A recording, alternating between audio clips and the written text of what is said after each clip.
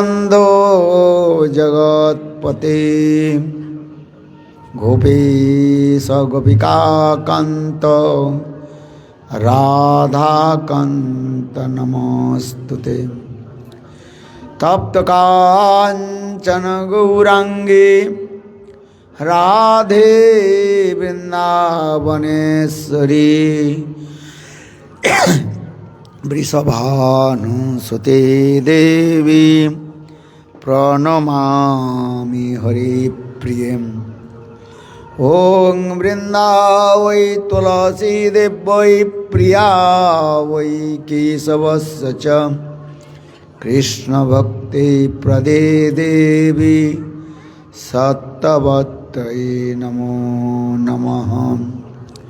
भक्ता विहीना अपराधलक्ष्यै क्षिप्ताश्च कामादि तरंगमध्यै कृपामयि त्वां शरणां प्रपन्ना वृन्दे नमस्ते चरणारविन्दं वृन्दे नमस्ते चरणारविन्दं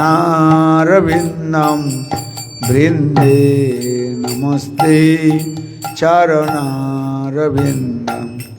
वृन्दे नमस्ते चरणारविन्दं वृन्दे नमस्ते चरणारविन्दं।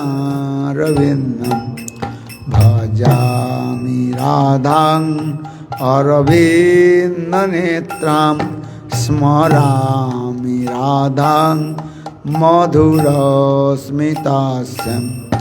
वदामि राधां करुणाभराद्रा ततो मम नास्ति गतिर्न कामि। श्री कृष्ण चैतन्य प्रभु नित्यानंद श्री अद्वैत गदाधर श्रीवासादि श्री गौरभक्तवृंद।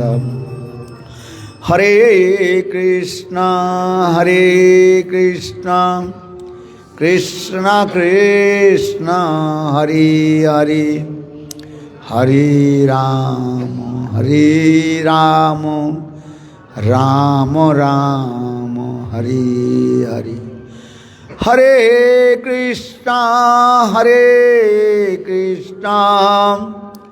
कृष्ण कृष्ण हरे हरे हरे राम राम राम हरे हरे। सर्वप्रथम करुणा के वरुणालय परम करुणामय गुरुपाद पद्म नित्यलीला प्रविष्टं विष्णुपाद अष्टोत्तर शतस्य श्रीमद् भक्ति वेदांत श्रील वामन गोस्वामी महाराज एवं नित्यलीला प्रविष्टं विष्णुपाद अष्टोत्तर शतस्य श्रीमद् भक्ति वेदांत श्रील नारायण गोस्वामी महाराजेर अभय चरण कमले अनंत कोटि साष्टांग दंडवत ज्ञापन करी तदनंतर नित्यलीला प्रविष्टं विष्णुपाद अष्टोत्तर शतस्य श्रीमद् भक्ति वेदांत स्वामी महाराज एवं उपस्थित समस्त वैष्णववृंद मातृवृंद गौरगत सज्जन वृंद हरि कथा पिपासु श्रोतृवृंद सबार चरण कमले आमार यथायथ दंडवत प्रणाम स्वीकार हो। विशेष करे मंचस्थ विराजमान प्रभुज्य चरण श्रीमद् भक्ति वेदांत शांत महाराज যিনি কৃপা করে আমাকে এই স্থান দিয়েছেন আর দুইটি শব্দ বলবার জন্য অধিকার প্রাপ্ত করেছেন, তাঁরও চরণ কমলে আমি যথাযথ ধন্যবাদ প্রণাম জ্ঞাপন করি। শ্রীমদ্ ভাগবত অত্যন্ত জটিল বিষয় কথা।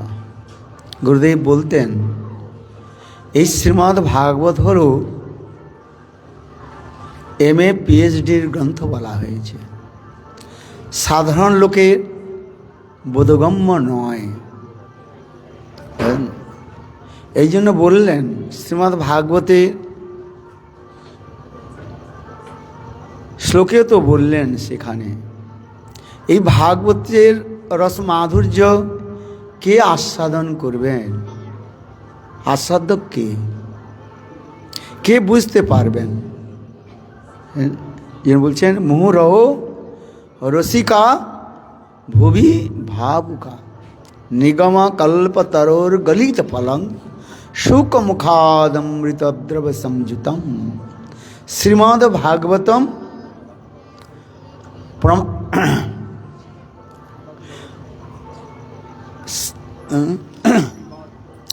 পিবত ভাগবত রসমালয়ম মুহুরহ রসিকা ভুবি ভাবুকা।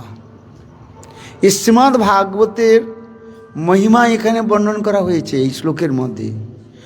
নিগম জানি বেদরূপী কল্পবৃক্ষের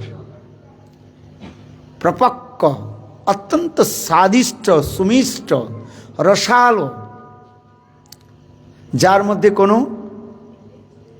ছিলকা নাই। ছিলকা বুঝেন তো, মানে ছাল, সেই ফলের মধ্যে কোনো খোসা নাই, হ্যাঁ, যার মধ্যে কোনো আবার গুঠলিও নাই, আঠিও নাই, কেবল রস ও রসমালায়ম। এত সুন্দর সুন্দর যে ফল। আবার এই ফল কোথা থেকে এসছেন? বলে গোলক বৃন্দাবন থেকে। এই জগতের যদি কোনো ফল গাছেতে পেকে যায়, আর পেকে যখন যদি নিচে পড়ে যায়, সেই ফলটা কি হয়? বিকৃতি হয়ে যায়, যাকে আমাদের বাংলায় বলি কি হয়ে যায়? ফেটে যায়। ফেটে যায় না? যদি আমটা অত্যন্ত রসাল হয়ে পেকে গিয়েছে, আর যদি হাওয়াতে যদি ওই আমটার নিচে পড়ে, মাটিতে পড়ে, সেই আমটা চুরচুর হয়ে যায়, ফেটে যায়। কে তাই বললেন এই যে প্রাপক্য সুন্দর ফল ভাগবতম, যে ফল, এই গোলক বৃন্দাবন থেকেই এই ধরাধামে এসছেন। আবার সেই এত সুন্দর ফল শুক পক্ষীর দ্বারা সেটা হচ্ছে স্পর্শিত হয়েছে, স্পর্শ করেছে। যেমন মানে জানি শুক পক্ষী, হ্যাঁ, তাকে ঠোঁটের দ্বারা স্পর্শ করেছে। তাই এই জন্য আরও স্বাদিষ্ট, আরও অত্যন্ত সুন্দর ফল। এই ফলটা কিভাবে এলো এই জগতের মধ্যে? না গুরু পরম্পরা প্রাপ্ত। কৃষ্ণ জগদ্গুরু, কৃষ্ণং বন্দে জগদ্গুরুম। গুরুতত্ত্ব বলতে গিয়ে আবার বলা হয়েছে কৃষ্ণং বন্দে জগদ্গুরুম, যে জগদ্গুরু অনন্ত বিশ্ব ব্রহ্মাণ্ডের যে নায়ক কৃষ্ণ, তিনি হলেন গুরুতত্ত্ব। হ্যাঁ, সেই কৃষ্ণকে আমি বন্দনা করি, কৃষ্ণ বন্দে জগদ্গুরুম। এই স্বয়ং কৃষ্ণ জানি নারায়ণ, তিনি এই ভাগবতের কথা ব্রহ্মাজিকে শ্রবণ করান। কাকে শ্রবণ করান? ব্রহ্মাকে শ্রবণ করান। আর ব্রহ্মা সেই কথা শ্রবণ করে আবার তিনি নারদ ঋষিকে শ্রবণ করান। হ্যাঁ, চতুশ্লোকী ভাগবতের মধ্যে যেগুলো বর্ণন রয়েছে, তারপরে স্বয়ং নারদ ঋষি ব্যাসদেবকে শ্রবণ করান। আর স্বয়ং ব্যাসদেব সুখদেব গোস্বামীকে শ্রবণ করান। কালকে আমি যে বলেছিলাম যে সুখদেব গোস্বামী জন্ম বৃত্তান্ত, আর সেই পূর্ব জন্মে যে সুখ পক্ষী টিয়া পাখি তিনি কিভাবে ব্যাসদেবের কাছ থেকে এই ভাগবত কথা শ্রবণ করেছিলেন তার সম্পর্কে আমি বলেছিলাম। হ্যাঁ, এগুলো পুরাণের মধ্যে রয়েছে। আর পরীক্ষিত মহারাজ এই ভাগবতের কথা শ্রবণ করছেন কার মুখ থেকে? সুখদেব গোস্বামীর মুখ থেকেই শ্রবণ করছেন। এটাই হচ্ছে আমাদের গুরু পরম্পরা প্রাপ্ত বেদবাণী ভাগবত। এত সুন্দর কথা। এই কথার এর মধ্যে অন্য কিছু নাই, কেবল রস রসমালয়ম। এত সুন্দর রস মাধুর্য রয়েছে, সেটা বর্ণন করা যায় না। এই শ্রীমদ্ ভাগবত এত সুন্দর কথা। এই জন্য দুটি শব্দ বললেন এই শ্লোকের মধ্যে, নিগম কল্পতর গলিত ফলং সুকম খাদমৃতম দ্রব সংযুতম পিবত ভাগব রসমালয়ম মুহুরহ রসিকা ভুবি ভাবুকা। এই যে ভাগবতের রসমাধুর্য সকলে আস্বাদন করতে পারে না, একমাত্র যারা রসিক আর ভাবুকজন। এই উদাহরণ দিতে বলা হয়েছে। যেমন দেখুন, বিশাল সরোবরের মধ্যে কমল পুষ্প প্রস্ফুটিত হয়ে থাকে, বিকশিত হয়ে থাকে। হ্যাঁ, কিন্তু সেই কমলের সৌন্দর্য মাধুর্য কে আস্বাদন করে?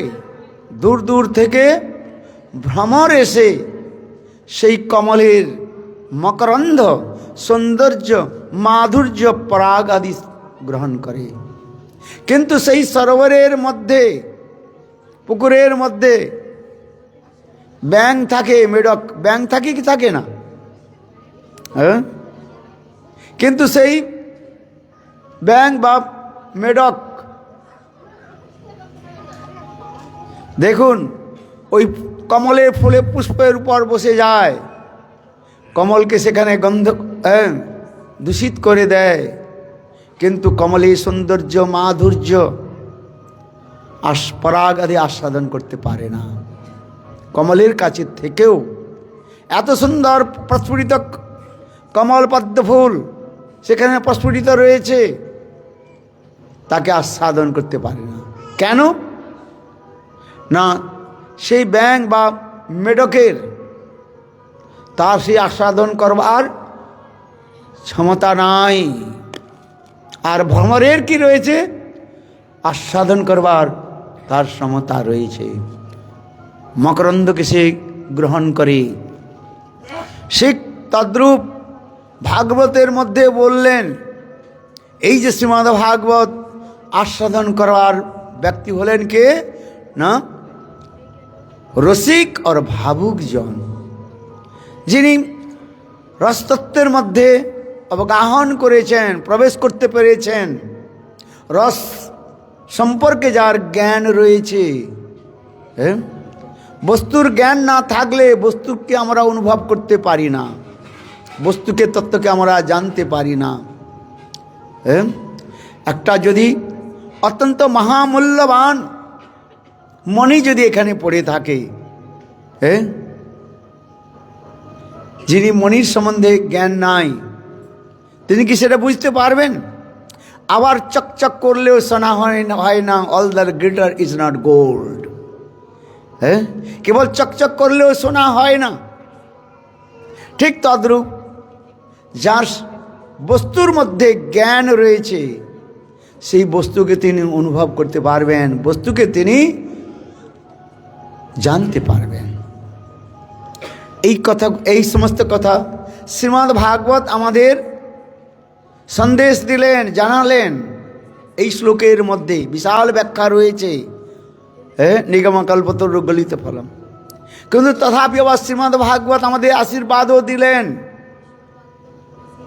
কি আশীর্বাদ দিলেন? যদি কেউ সরল চিত্তে, হ্যাঁ, ছল কপট রহিত হয়ে সন্ত মহাত্মার নিকট শরণাপন্ন হয়, তাহলে ভগবান আর সন্ত মহাত্মের কৃপাতে এত দুরূহ বস্তুকে তিনি অনুভব করতে পারবেন, এতে কোনো সন্দেহ নাই। কেবল সরল হতে হবে। হ্যাঁ, এই জন্য ভক্তিবিনোদ ঠাকুর বলে, সরল হইলে গোলার বিচার বুঝিয়া লইবে। যিনি ছল কপট তিনি বুঝতে পারবেন না, এই জন্য সরল। হ্যাঁ, বৈষ্ণবগণ হলেন তারা সরল, তারা কোনো কপটতা রাখেন না, ছল কপটকে তারা আশ্রয় দেন না। হ্যাঁ, এই জন্য বললেন, প্রভুপাদ বললেন, সরলতাই ব্রাহ্মণতা, আর ব্রাহ্মণতাই হলো বৈষ্ণবতা। বুঝতে পারছেন? পারছেন কি পারছেন না? যিনি সরল তিনি হলেন ব্রাহ্মণ, আর যিনি হলেন ব্রাহ্মণ তিনি হন বৈষ্ণব। যদি আমরা সরল না হতে পারি তাহলে আমরা এই সকল বিষয়গুলিকে বুঝতে পারবো না। এই যে বলছেন যে সরল হইলে গোড়ার বিচার বুঝিয়া লইবে। মহাপ্রভুর বিচার আচার, মহাপ্রভুগণের যে বিচার আমরা বুঝতে পারবো যদি আমরা সরল হই। কোনো কপট নয়। কপট বুঝেন তো? কপট কাকে বলে? অন্তরে এক বস্তু আর বাইরে এক বস্তু। হ্যাঁ, মধু তিষ্ঠন্তি জিহাগ্রে হৃদয়ে তু হলাহলম, সংস্কৃতে বলা হয়েছে। যখন আমরা সংস্কৃত পড়তাম তখন পণ্ডিত মশাইগুলো বলতেন, হৃদয়ের মধ্যে বিষ রয়েছে, আর মুখের খুব সুন্দর সুন্দর মধুর বচনম, হ্যাঁ, সুভাষিত ভাষণম, সুন্দর সুন্দর শব্দের দ্বারা লোককে মোহিত করে, কিন্তু হৃদয়ের মধ্যে বিষ রয়েছে, ছল কপট রয়েছে। এই জন্য এগুলোকে বলা হয় খল জাতি। হ্যাঁ, এই খলতা আমাদের দূর করতে হবে, ছল কপটকে আমাদের ত্যাগ দিতে হবে, আর বাস নিষ্কপট হয়ে গুরু বৈষ্ণবের চরণে নিজেকে সমর্পিত করতে হবে, তার কাছে বসতে হবে। তাহলে স্বাভাবিক রূপে সেই কথাগুলো আমাদের হৃদয়ের মধ্যে প্রকাশিত হবে। নায়ঙাত্মা প্রবচন লভ্য ন মেধয়া ন বহুনা শ্রুতেন যমে বৈশে বৃণুতে তেন লভ্য তস্যৈষ আত্মা বিবৃণুতে তনুসাম। উপনিষদ তাই বললেন, বিদ্যা বুদ্ধি পাণ্ডিত্যের দ্বারা সেই অপ্রাকৃত দিব্য বস্তুকে জানা যায় না। হ্যাঁ, এই অপ্রাকৃত দিব্য বস্তু ভাগবতে কথাগুলো হচ্ছেন কি অপ্রাকৃত দিব্য বস্তু। কালকে বলেছিলাম এই ভাগবত সাক্ষাৎ ভগবত স্বরূপ। আর এই কলিযুগের মধ্যে একমাত্র শ্রীমদ ভাগবতকে আশ্রয় করলে জীব অতি সহজ রূপে সংসার রূপী দুস্তর সমুদ্রকে পার করে চলে যাবে। তমাদিদেবং করুণা নিধানং তমাল বর্ণম শ্রুহিতাবতারম অপার সংসার সমুদ্র সেতুম ভজামহে ভাগবত স্বরূপম। বললেন সুন্দর শ্লোকের মধ্যে, তমাদিদেবং করুণা নিধানম তমাল বর্ণং সুহিতাবতারম অপার সংসার সমুদ্র সেতুম ভজামহে ভাগবত স্বরূপম। সংস্কৃত হলেও অতি সরল রূপে বলা হয়েছে এখানে। সংসার রূপী দুস্তর সমুদ্রকে পার করবার একটা ব্রিজ, সেতু। হ্যাঁ, কি সেটা? শ্রীমদ্ ভাগবত রূপী সেতু, পুল। হ্যাঁ, নদীকে পার করতে হলে যেমন পুল দরকার হয়, সেতু দরকার হয়, ঠিক তদ্রূপ বললেন সংসাররূপী মহাসমুদ্রকে পার করবার এই সেতু কি হলো না শ্রীমদ্ ভাগবতম। এই জন্য বললেন তমাদিদেবং করুণ আদিদেব স্বয়ং ভগবান এই ভাগবত রূপেই প্রকট হয়েছেন কলিযুগে। আপনারা হয়তো প্রথম দিন শ্রবণ করেছেন যখন কৃষ্ণ স্বধামে পৌগতে কৃষ্ণ নিত্যধামে যখন চলে গেলেন তখন থেকেই কলিযুগ প্রারম্ভ হলো, শুরু হলো। আর কলিযুগের জীব এত নীচ প্রবৃত্তি, খল ছল কপট, নীচ ব্যবহার, কর্কশ ভাষী, মধুভাষী হয় না কলিযুগে, বহুত কম। হ্যাঁ, সব প্রকারের লোক রয়েছে, তথাপি এখানে বলা হয়েছে কলের দোষ নিধে রাজন। এই কলিযুগের মনুষ্য কত প্রকার, কি প্রকার দেখুন বলা বর্ণন করা হয়েছে। ছল কপট, কর্কশ ভাষী। কর্কশ ভাষী বুঝতে পারছেন, যারা ঝগড়া করে, মধুর ভাষা বলে না, সামান্য কথায় রেগে যায়, ক্রোধ প্রকাশ করে, ঝগড়া করে। হ্যাঁ, যাকে আমাদের বাংলায় বলে পায়ের মধ্যে পা রেখে ঝগড়া করে। হ্যাঁ, নিজের নাক কেটে অপরের যাত্রা ভঙ্গ করে, বাংলায় কথাগুলো রয়েছে। হ্যাঁ, এগুলো হচ্ছে কলিযুগের মনুষ্যের ক্রিয়া কার্য।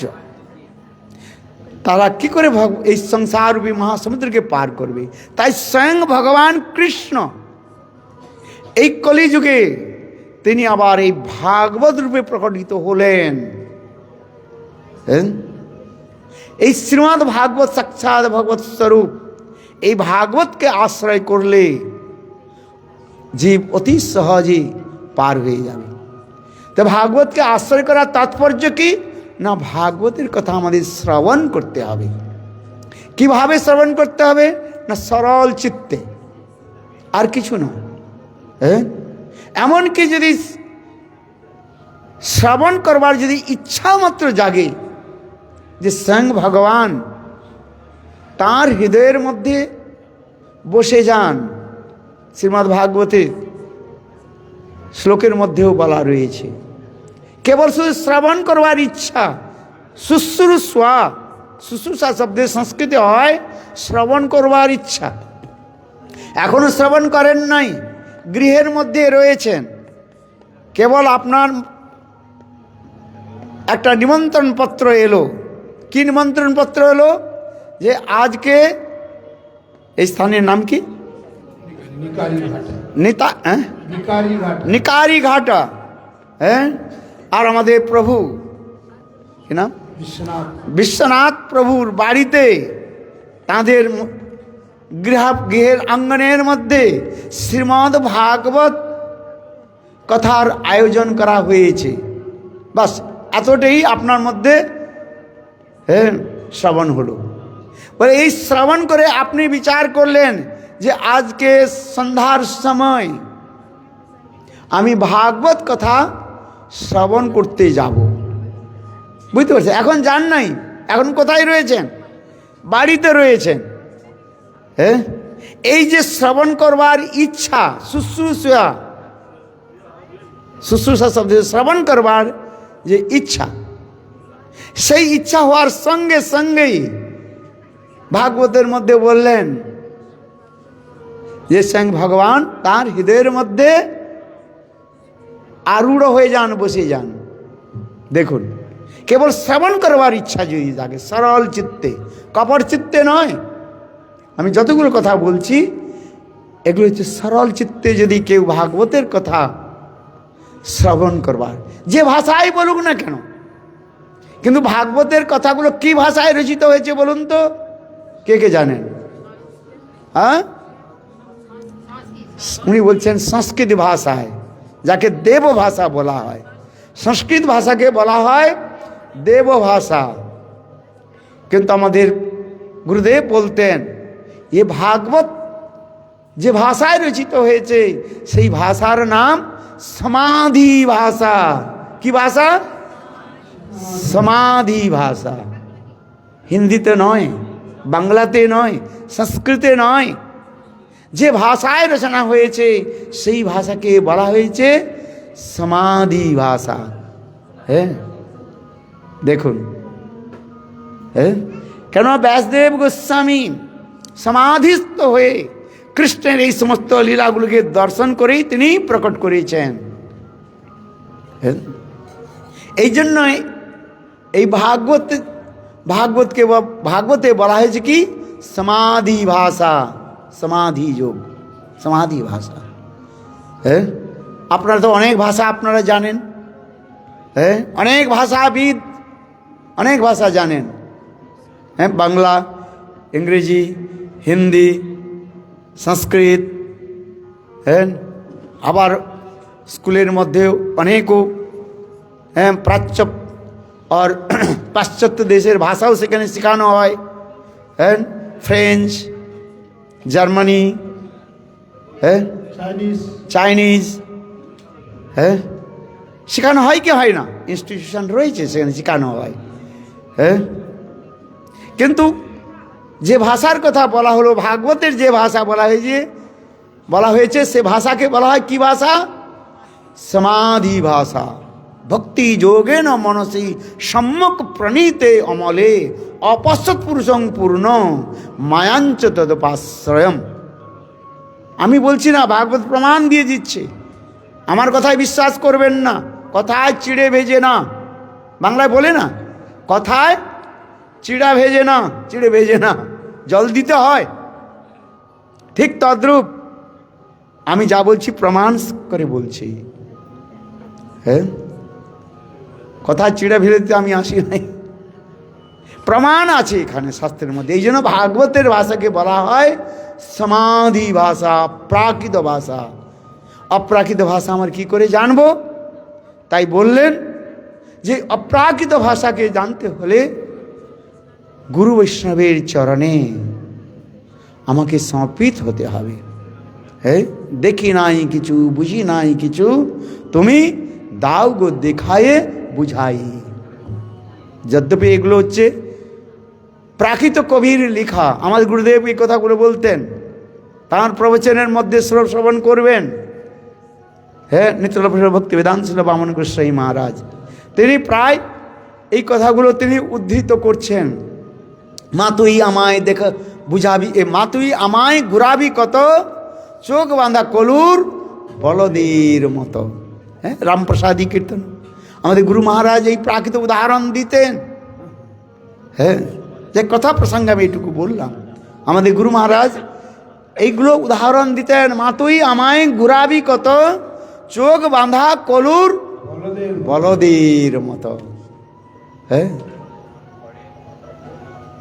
আমরা এই সংসারের মধ্যে চোখ বন্ধ করে ওই একই স্থানের মধ্যে ঘুরছি। তাবৎ জননম তাবৎ মরণম তাবৎ জননী জঠরে শয়নম। মোহাম্মদগর শঙ্করাচার্য যে বলছেন ঘুরছি। কিন্তু সেই বস্তুকে, অপ্রাকৃত বস্তুকে অনুভব করতে হলে, জানতে হলে গুরু বৈষ্ণবের চরণে নিজেকে সমর্পিত করতে হবে। দিনহীন হয়ে বসতে হয়, অহংকার হয়ে নয়। দিনহীন হয়ে ভাগবতের কথা শ্রবণ করতে হয়। হ্যাঁ, যে বললাম আমি দেখি নাই কিছু, বুঝি নাই কিছু, দাও গো দেখাই বুঝাই। হ্যাঁ, কথাগুলো বলা হয়েছে, স্কুল কলেজ আবার এগুলো পড়ানো হয়। হ্যাঁ, আমার চিত্তাত উন্মত্ত, আমি দাম্ভিক অহংকারী। হে প্রভু, আমার এ দম্ভ অহংকারকে আপনি দূর করে দিন। হ্যাঁ, কত সুন্দর। হ্যাঁ, যাক, এই ভাগবতের কথা আমার যে শ্রবণ করতে বসেছি, হ্যাঁ, অধিক সময় না নিয়ে আর একটু কথাকে আপনাদের নিকট আমি পরিবেশন করি। কাল আমরা নন্দ উৎসব মানিয়েছিলাম, যেখানে নন্দ মহারাজ নিজ পুত্র কৃষ্ণের জন্ম মহোৎসব কেমনভাবে পালন করেছেন। তা আপনারা শ্রবণ করেছেন। ব্রজের মধ্যে এই নন্দ উৎসব বিশাল রূপে সেখানে পালিত হয়। আর সুখদেব গোস্বামী পাদ তাই পরীক্ষিত মহারাজকে একটা শ্লোকও এখানে বললেন। শ্রীমদ্ ভাগবতম দশম স্কন্ধ পঞ্চম অধ্যায় আর শ্লোক নম্বর 1। নন্দস্তু আত্মজ উৎপন্নে জাত হ্লাদো মহামনা আহুন বিপ্রাণ বেদজ্ঞান স্নাত সুচিরলঙ্কৃত।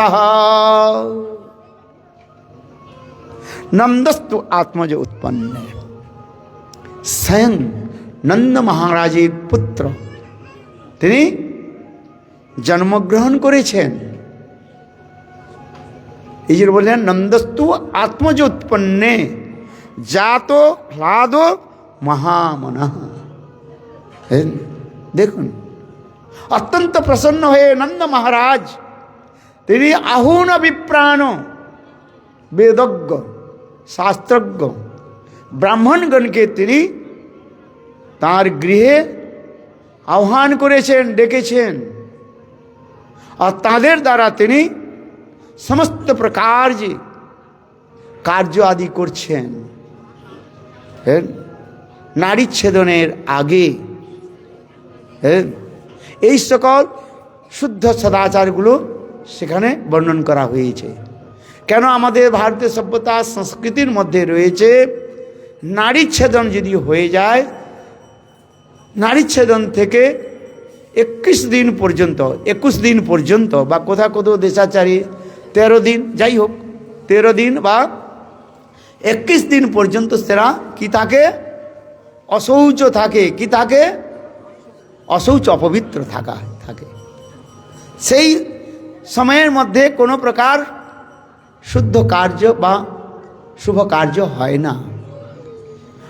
তাই নারীচ্ছেদন, কৃষ্ণের নারীচ্ছেদন হওয়ার আগে নন্দ মহারাজ ব্রাহ্মণগণকে বাড়িতে ডেকে আনলেন আর কৃষ্ণের সেখানে স্বস্তি বাচন আদিও করালেন। যে কৃষ্ণ যে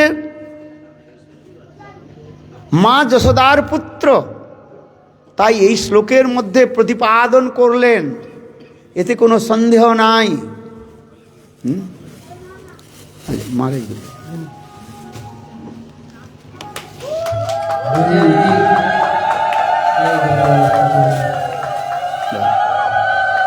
সব কুশল দেখুন, মথুরা থেকে এসছেন, ব্রজবাসী জন, ব্রজের কথা বলতে বলতে ব্রজবাসী জন এখানে প্রকট হয়ে গেলেন। बहुत সুন্দর, ধন্যবাদ। এর জন্যই না ব্রজের কথা শুরু করলাম না,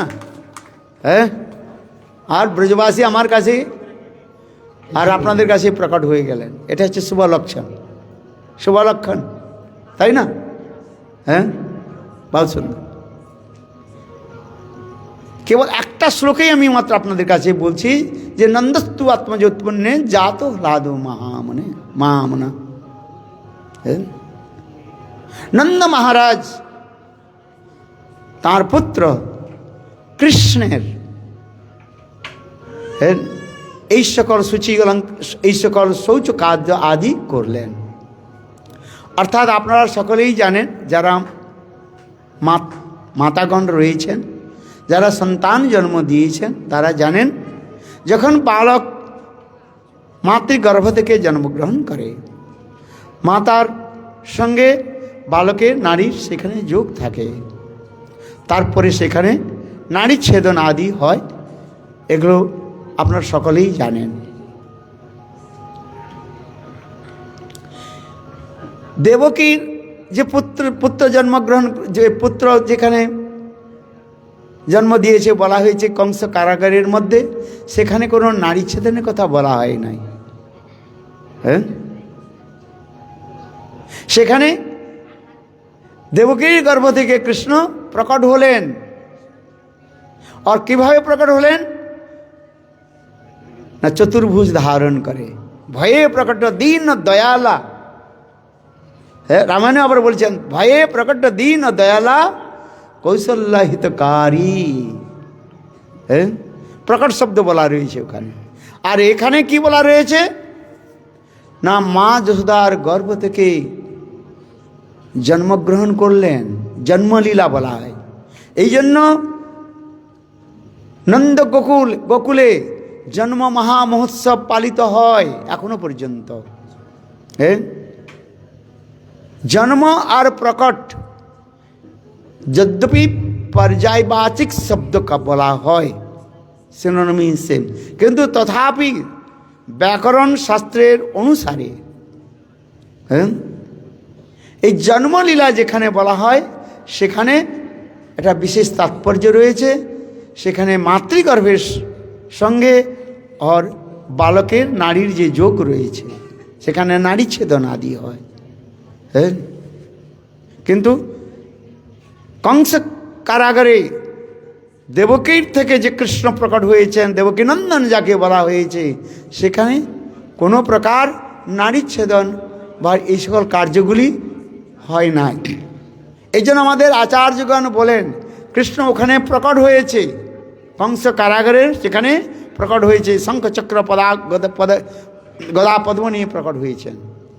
হ্যাঁ, ভয়ে ভয়ে প্রকট দীন দয়ালা দেবকী হিতকারী।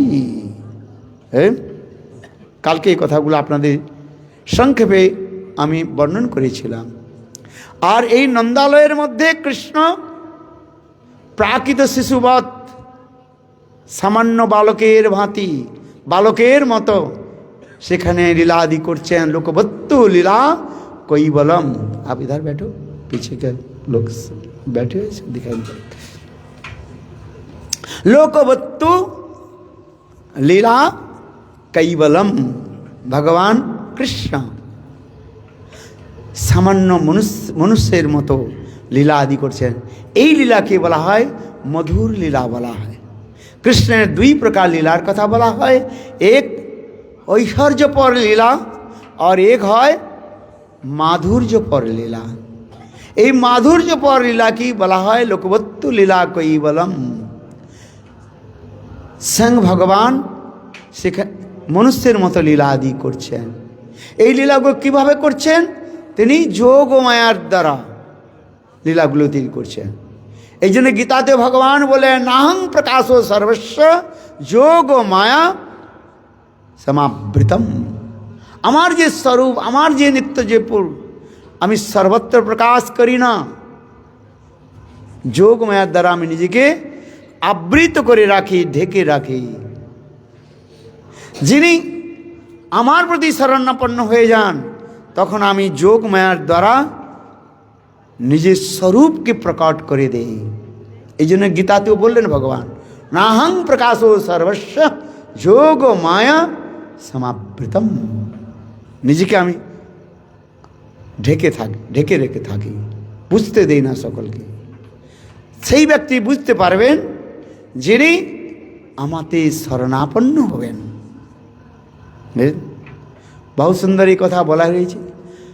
আবার একটা কথা বলি, শ্রীমদ্ ভাগবতের মধ্যে যে স্থানে দেবকীনন্দন বলে কীর্তন করা হয়েছে, হ্যাঁ, সুখদেব গোস্বামী পাদ কৃষ্ণকে দেবকীনন্দন বলে কীর্তন করেছেন। এমনকি গোপীগণও দেবকীনন্দন বলে কৃষ্ণকে সেখানে আহ্বান করেছেন। রাসলীলার মধ্যে কয়েকটি শ্লোকের মধ্যে গোপীগণ সেখানে কৃষ্ণকে দেবকীনন্দন বলে বলা হয়েছে। তৎসম্বন্ধে বলতে গিয়ে বলা হয়েছে যে যে স্থানে দেবকীনন্দন বলে বলা হয়েছে বুঝবেন ওই স্থানে যশোদানন্দন বলা হয়েছে। কেননা হরিবংশ পুরাণের মধ্যে বলা রয়েছে দে নাম্নী নন্দভার্যা দেবকী যশোদা চ, দে নাম্নী নন্দভার্যা। হরিবংশ পুরাণের মধ্যে বলা রয়েছে নন্দ গোকুলে নন্দ মহারাজের যে পত্নী যশোদা, সেই যশোদার দুইটি নাম ছিল। কয়টি নাম? দুইটি নাম। হ্যাঁ, দুটো নাম ছিল, টু নেমস, দেবকী আর যশোদা। এইবার দে নামনি নন্দ ভার্যা দেবকী যশোদা চ, স্পষ্টীকরণ করে দিলেন। হ্যাঁ, কেন অনেকের আবার একটা নাম দুইটা নামও থাকে, যেমন আপনারা অনেকে রয়েছেন দুইটি নাম থাকে, একটা নিক নাম থাকে, আবার একটা পাসপোর্ট নাম থাকে। হ্যাঁ, আছে না? ছেলের নাম হচ্ছে পঞ্চানন, আর মাতা পিতা কি বলে ডাকে? কি বলে ডাকে? পঞ্চা বা পচা। হ্যাঁ, এত বড় করে পঞ্চানন শব্দটা বড় হয় না? হ্যাঁ, আবার পচা পচা বলে ডাকে, কিন্তু তার নামটা কি? পঞ্চানন। আবার পচা এই জন্য বলে, ছোট বাচ্চা যখন থাকে নাক থেকে হ্যাঁ জল পড়তে থাকে বেশিরভাগ, অনেকে ছোট ছোট ছেলে থাকে না, হ্যাঁ, বারবার করে কি করে না, এই তুই পচা যা, নাম রাখলো কি? পচা। কিন্তু আর মাতা পিতা বাস্তব কি নাম রেখেছেন? পঞ্চানন। পঞ্চানন কার নাম বলুন তো? মহাদেব, শিবজির নাম। পঞ্চ আননের সমাহার পঞ্চানন, মুখ শিবজির 5। আমি এই জন্য বললাম, একটা থাকে নিক নেম, মাতা পিতার অত্যন্ত আদরের নাম, আর একটা নাম হচ্ছে তার পাসপোর্ট নেম বা যেটা হচ্ছে দলিলপত্রে লেখা হয়। হ্যাঁ, ঠিক তদ্রূপ নন্দ মহারাজের পত্নী নন্দ ভার্যা যশোদা, তার দুইটি নাম ছিল দেবকী আর যশোদা। এই জন্য মা যশোদা আবার বসুদেব মহারাজের পত্নী যে দেবকী, তার সঙ্গে তিনি মিত্রতা ভাব রাখেন, এই জন্য বলা রয়েছে। কেন নন্দ মহারাজ আর বসুদেব মহারাজের মধ্যে অত্যন্ত সুন্দর সৌহৃদ্য ভাব, মিত্রতা ভাব ছিল। হ্যাঁ, ঠিক তদ্রূপ মা যশোদা আর বসুদেব মহারাজের পত্নী দেবকীর সঙ্গে তার অত্যন্ত প্রীতি ছিল। হ্যাঁ, কারণ নামের যেখানে সাদৃশ্য হয় সেখানে একটা স্বাভাবিক রূপে প্রীতির সেখানে জাগৃত হয়। হ্যাঁ, কিন্তু বলুন তো কোন কোন একটা নাম একজন স্ত্রীর নাম হয়, আজ পর্যন্ত দ্বিতীয় কোনো স্ত্রীর নাম সে নাম হয় নাই? কি বলুন তো, জানেন কি? জানেন আপনারা? আপনাদের স্মরণ করে দিই। হ্যাঁ, কি নাম? আরে সীতা তো অনেক মেয়ের নাম হয়, কৈকেয়ী। হ্যাঁ, আজ পর্যন্ত আপনারা কখন শুনবেন না কৈকেয়ী কারোর নাম হয়েছে? কৌশল্যা নাম শুনবেন? কেন রামায়ণের মধ্যে বলা রয়েছে আবার এগুলো, আমি নিজে বলছি না। হ্যাঁ, যখন দশরথ কৈকেয়ী বললেন যে আমাকে 2টি বর দিতে চেয়েছিলেন, সেই 2টি বর রিজার্ভ রয়েছে, আর রামচন্দ্রের এখন রাজ্য অভিষেক হতে চলেছে, এই 2টি বর আমাকে দিন। কি 2টি বর? একবারে রামচন্দ্রকে 14 বছরের জন্য বনে যেতে হবে, বনবাস, আর दूसरी বর ভারতকে রাজ সিংহাসন দিতে হবে। এই কথা শুনে দশরথ মহারাজ প্রথমেই মূর্ছিত হয়ে পড়লেন, বিহর হয়ে পড়লেন। হ্যাঁ, সুন্দর রামায়ণের মধ্যে কথা রয়েছে, আমি ওদিকে যাচ্ছি না। হ্যাঁ, তখন দশরথ মহারাজ এই কথার অন্তে বলেছিলেন, হে কৌশল্যা, তুমি আমার প্রাণঘাতিনী, রাক্ষসিনী কুছ। হ্যাঁ, রাম जैसे পুত্র কারুর হয়? আপনি বলুন, রামের কি অপরাধ তাকে আমি 14 বছরের জন্য বনবাস দেব? হ্যাঁ, এক ব্যক্তি যদি ক্রিমিনাল হয় তাকে রাজ্য থেকে বিতাড়িত করা যায়, রামের কি দোষ?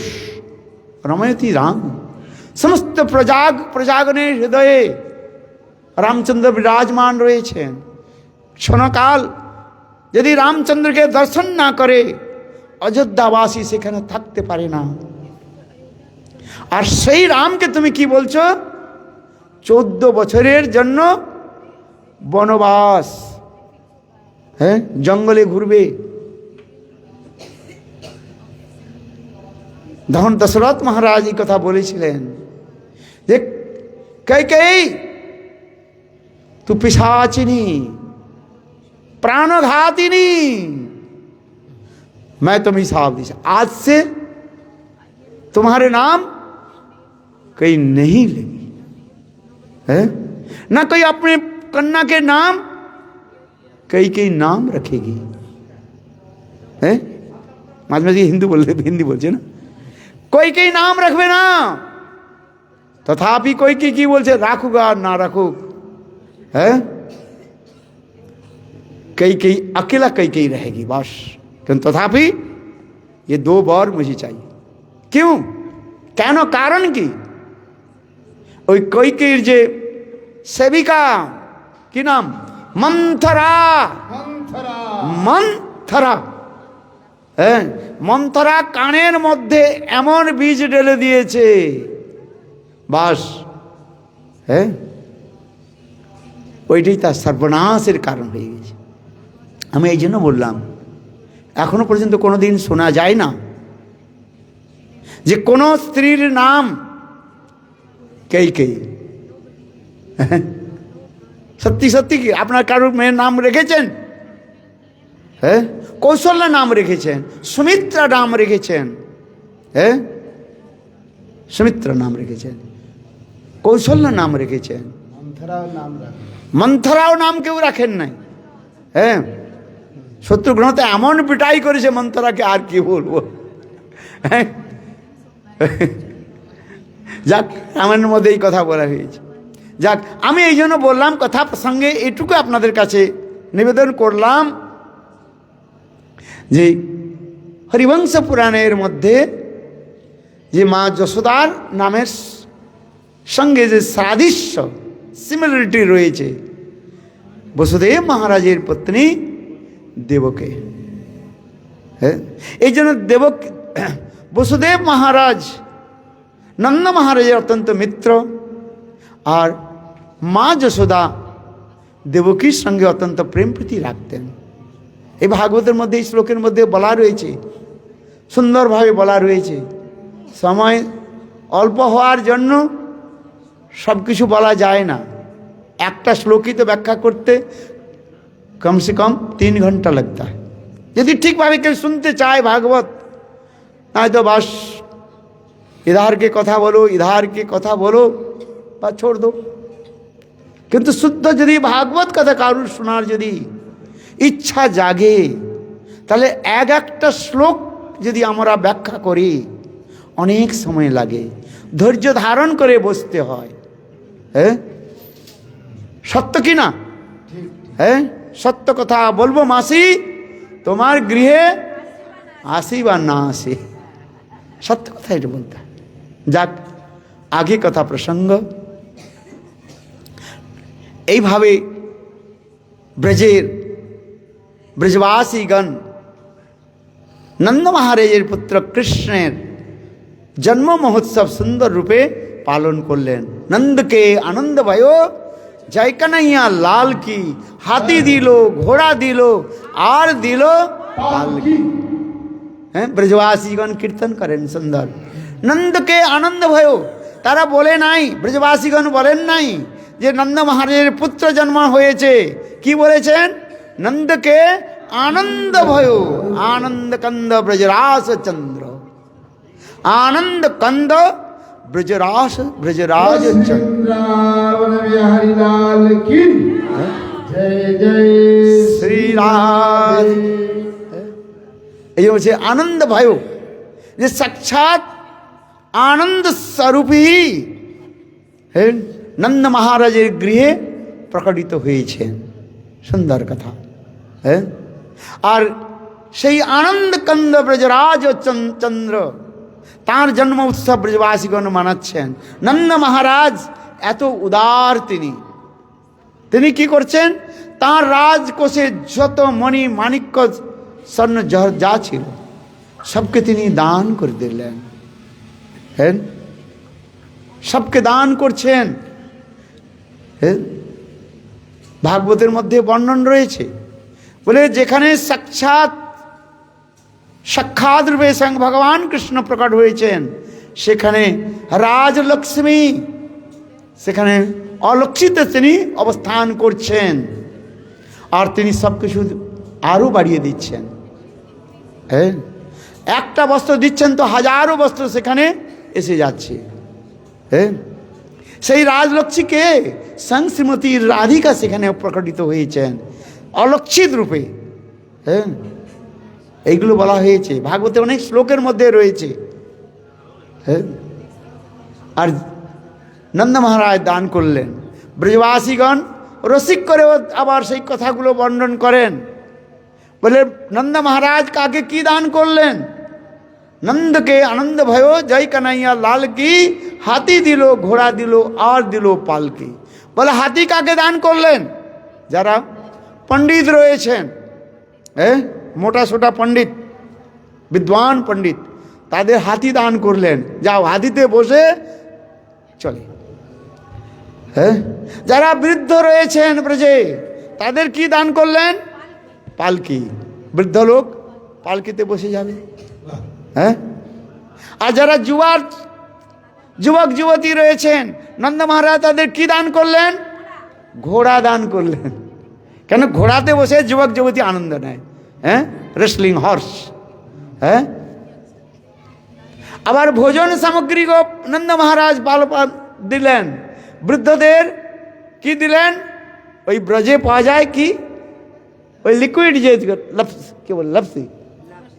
হ্যাঁ, লিকুইড এগুলো। কেউ বৃদ্ধগণের তো আর তাদের দাঁতগুলো তো নাই, তারা কি করে লাড্ডু খাবে কি করে? হ্যাঁ, রাবড়ি অথবা লিকুইড, হ্যাঁ, সেগুলো দান করলেন, যাও। হ্যাঁ, আর যুবাগণের কি, যুবা যারা রয়েছে তাদের কি দিলেন? বড় বড় মতিচুর লাড্ডু। হ্যাঁ, কাজ করে খাও। হ্যাঁ, বাস, এভাবে অনেক কিছু দান করলেন। সকলে এই জন্য বললেন নন্দকে আনন্দ भयो জয় কানাইয়া লাল কি, হাতি দিল ঘোড়া দিল আর দিল পালকি। হ্যাঁ, বহুত সুন্দর কীর্তন, বিশাল কীর্তন রয়েছে। আমাদের ব্রজবাসীগণ কীর্তন করেন, বহুত আনন্দ হয়।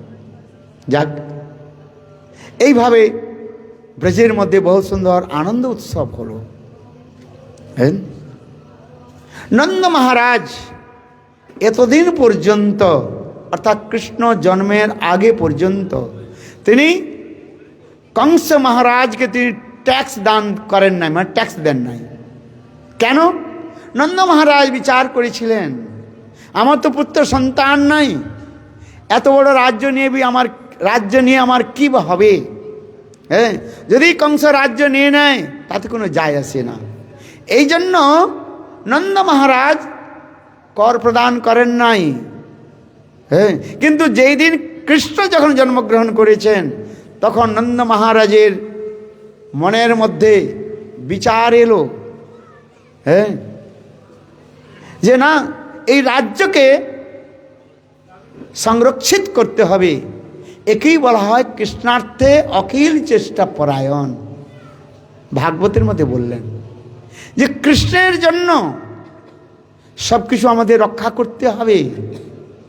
এই বিচার করতে করতে 6 দিন অতিবাহিত হলো। কয়দিন? মানে কৃষ্ণ জন্ম থেকে 6 দিন প্রায় অতিবাহিত হয়ে চলেছে। তখন নন্দ মহারাজ এই 6 দিনের দিন প্রাতঃকালে নন্দ মহারাজ মথুরার দিকে চললেন, ধন সম্পত্তি মানে পয়সা কড়ি নিয়ে কংসকে সেখানে দেওয়ার জন্য। হ্যাঁ, উগ্রসেন তো রাজা ছিলেন, হ্যাঁ, কিন্তু দুষ্ট কংস তার পিতা উগ্রসেনকে কারাগারে বন্দি করে রেখে দিয়েছে। হ্যাঁ, আর দেবকী আর বসুদেবকে সেখানে বন্দি করে রেখে দিয়েছে। এই জন্য কংস রাজা হয়েছেন। এই জন্য নন্দ মহারাজ আজ ব্রজে যাচ্ছেন, মথুরাতে যাচ্ছেন, যে কংসকে কর প্রদান করবার জন্য। আর এই কৃষ্ণের যে জন্মের কয়দিন হলো এখন? 6 দিন। কয়দিন হলো জোরে তো বলুন? 6 দিন। 6 দিনে কি হয়? আপনাদের কিছু উৎসব হয়? ষষ্ঠী, ষষ্ঠী তলাতে ছট পূজা হয়। যাক, আপনারা সব জানেন, আমি তো সব জানি না। হ্যাঁ, আপনারা জানেন, যা স্মরণ করে দিন, আমাদের ভাগবতের মধ্যে রয়েছে আবার এগুলো। এই পড়ে গেল। হ্যাঁ, জয় শ্রীরাম। বসু।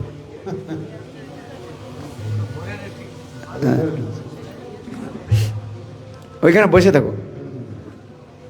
এখন নন্দ মহারাজ প্রাতঃকালে তিনি মথুরা দিকে রওনা হলেন, মথুরা চলে গেলেন কংসকে কর দেওয়ার জন্য। আর এই ছটওয়া দিন এখানে ব্রজের মধ্যে নন্দ গোকুলের মধ্যে সেখানে উৎসব মানানো হচ্ছে, যাকে বলা হয় ছট পূজা বা ষষ্ঠী পূজা, যাই বলুন না কেন। হ্যাঁ, ষষ্ঠী পূজার অনেক আনন্দ উৎসব হচ্ছে, অনেক লোক যাচ্ছে আসছে, হ্যাঁ, কৃষ্ণকে দর্শন করছেন। হ্যাঁ, এমনকি শাস্ত্রের মধ্যে বর্ণন রয়েছে, দেবাদিদেব মহাদেব আদি, হ্যাঁ, সমস্ত দেবতাগণ মনুষ্য রূপ ধারণ করে সেই নন্দগোকুলে উপস্থিত হয়েছেন গোবিন্দকে দর্শন করার জন্য। হ্যাঁ, বহুত সুন্দর কথাগুলো রয়েছে। এমনকি মহাদেব পর্যন্ত এসেছেন। হ্যাঁ, মা যশোদা তো শিবজিকে দর্শন করাতে চাইছেন না। কেন? শিবজির ওই জটাজুট বেশ, গলার মধ্যে সর্প, আর হাতের মধ্যে রুদ্রাক্ষ, হাতে আবার ডম্বুর রয়েছে, হ্যাঁ, হাতের মধ্যে আবার ত্রিশূল রয়েছে, এক হাতে ত্রিশূল আর এক হাতে ডমরু। আবার কি বস্ত্র পরিধান করেছেন? বাঘের ছাল। এ বাবা, ইয়ে কি বলে? হ্যাঁ, এ কি মহাত্মা! হ্যাঁ, দেখুন, কৃষ্ণ বুঝতে পেরেছেন যে আমার পরম ভক্ত বৈষ্ণবানাং যথা শম্ভু দেবাদিদেব মহাদেব, হ্যাঁ, তিনি এসছেন আমার এই বাল্য ক্রীড়া দর্শন করবার জন্য। হ্যাঁ, তাই কৃষ্ণ গৃহের মধ্যে সেখানে কান্নাকাটি করছে, ওয়া ওয়া ওয়া ওয়া, ছোট বাচ্চা যেমন কান্নাকাটি করে। হ্যাঁ, মা যশোদার সখীগণ বলছেন, আরে একজন সাধু এসেছে, সাধুকে দর্শন করাও। মা যশোদা বলছে, না না বাবা, এ কি সাধু?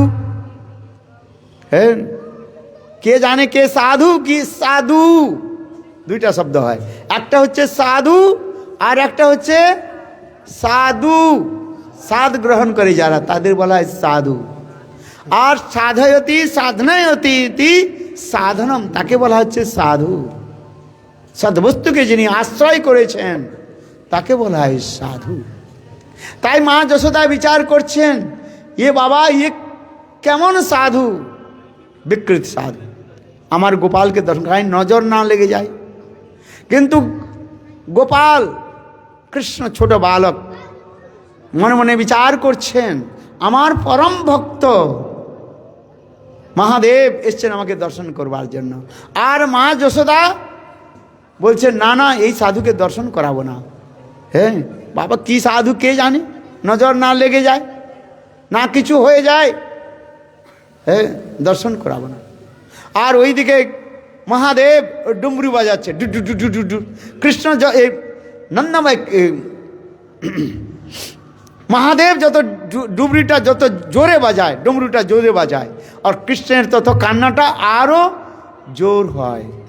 হ্যাঁ, বুঝতে পারছেন?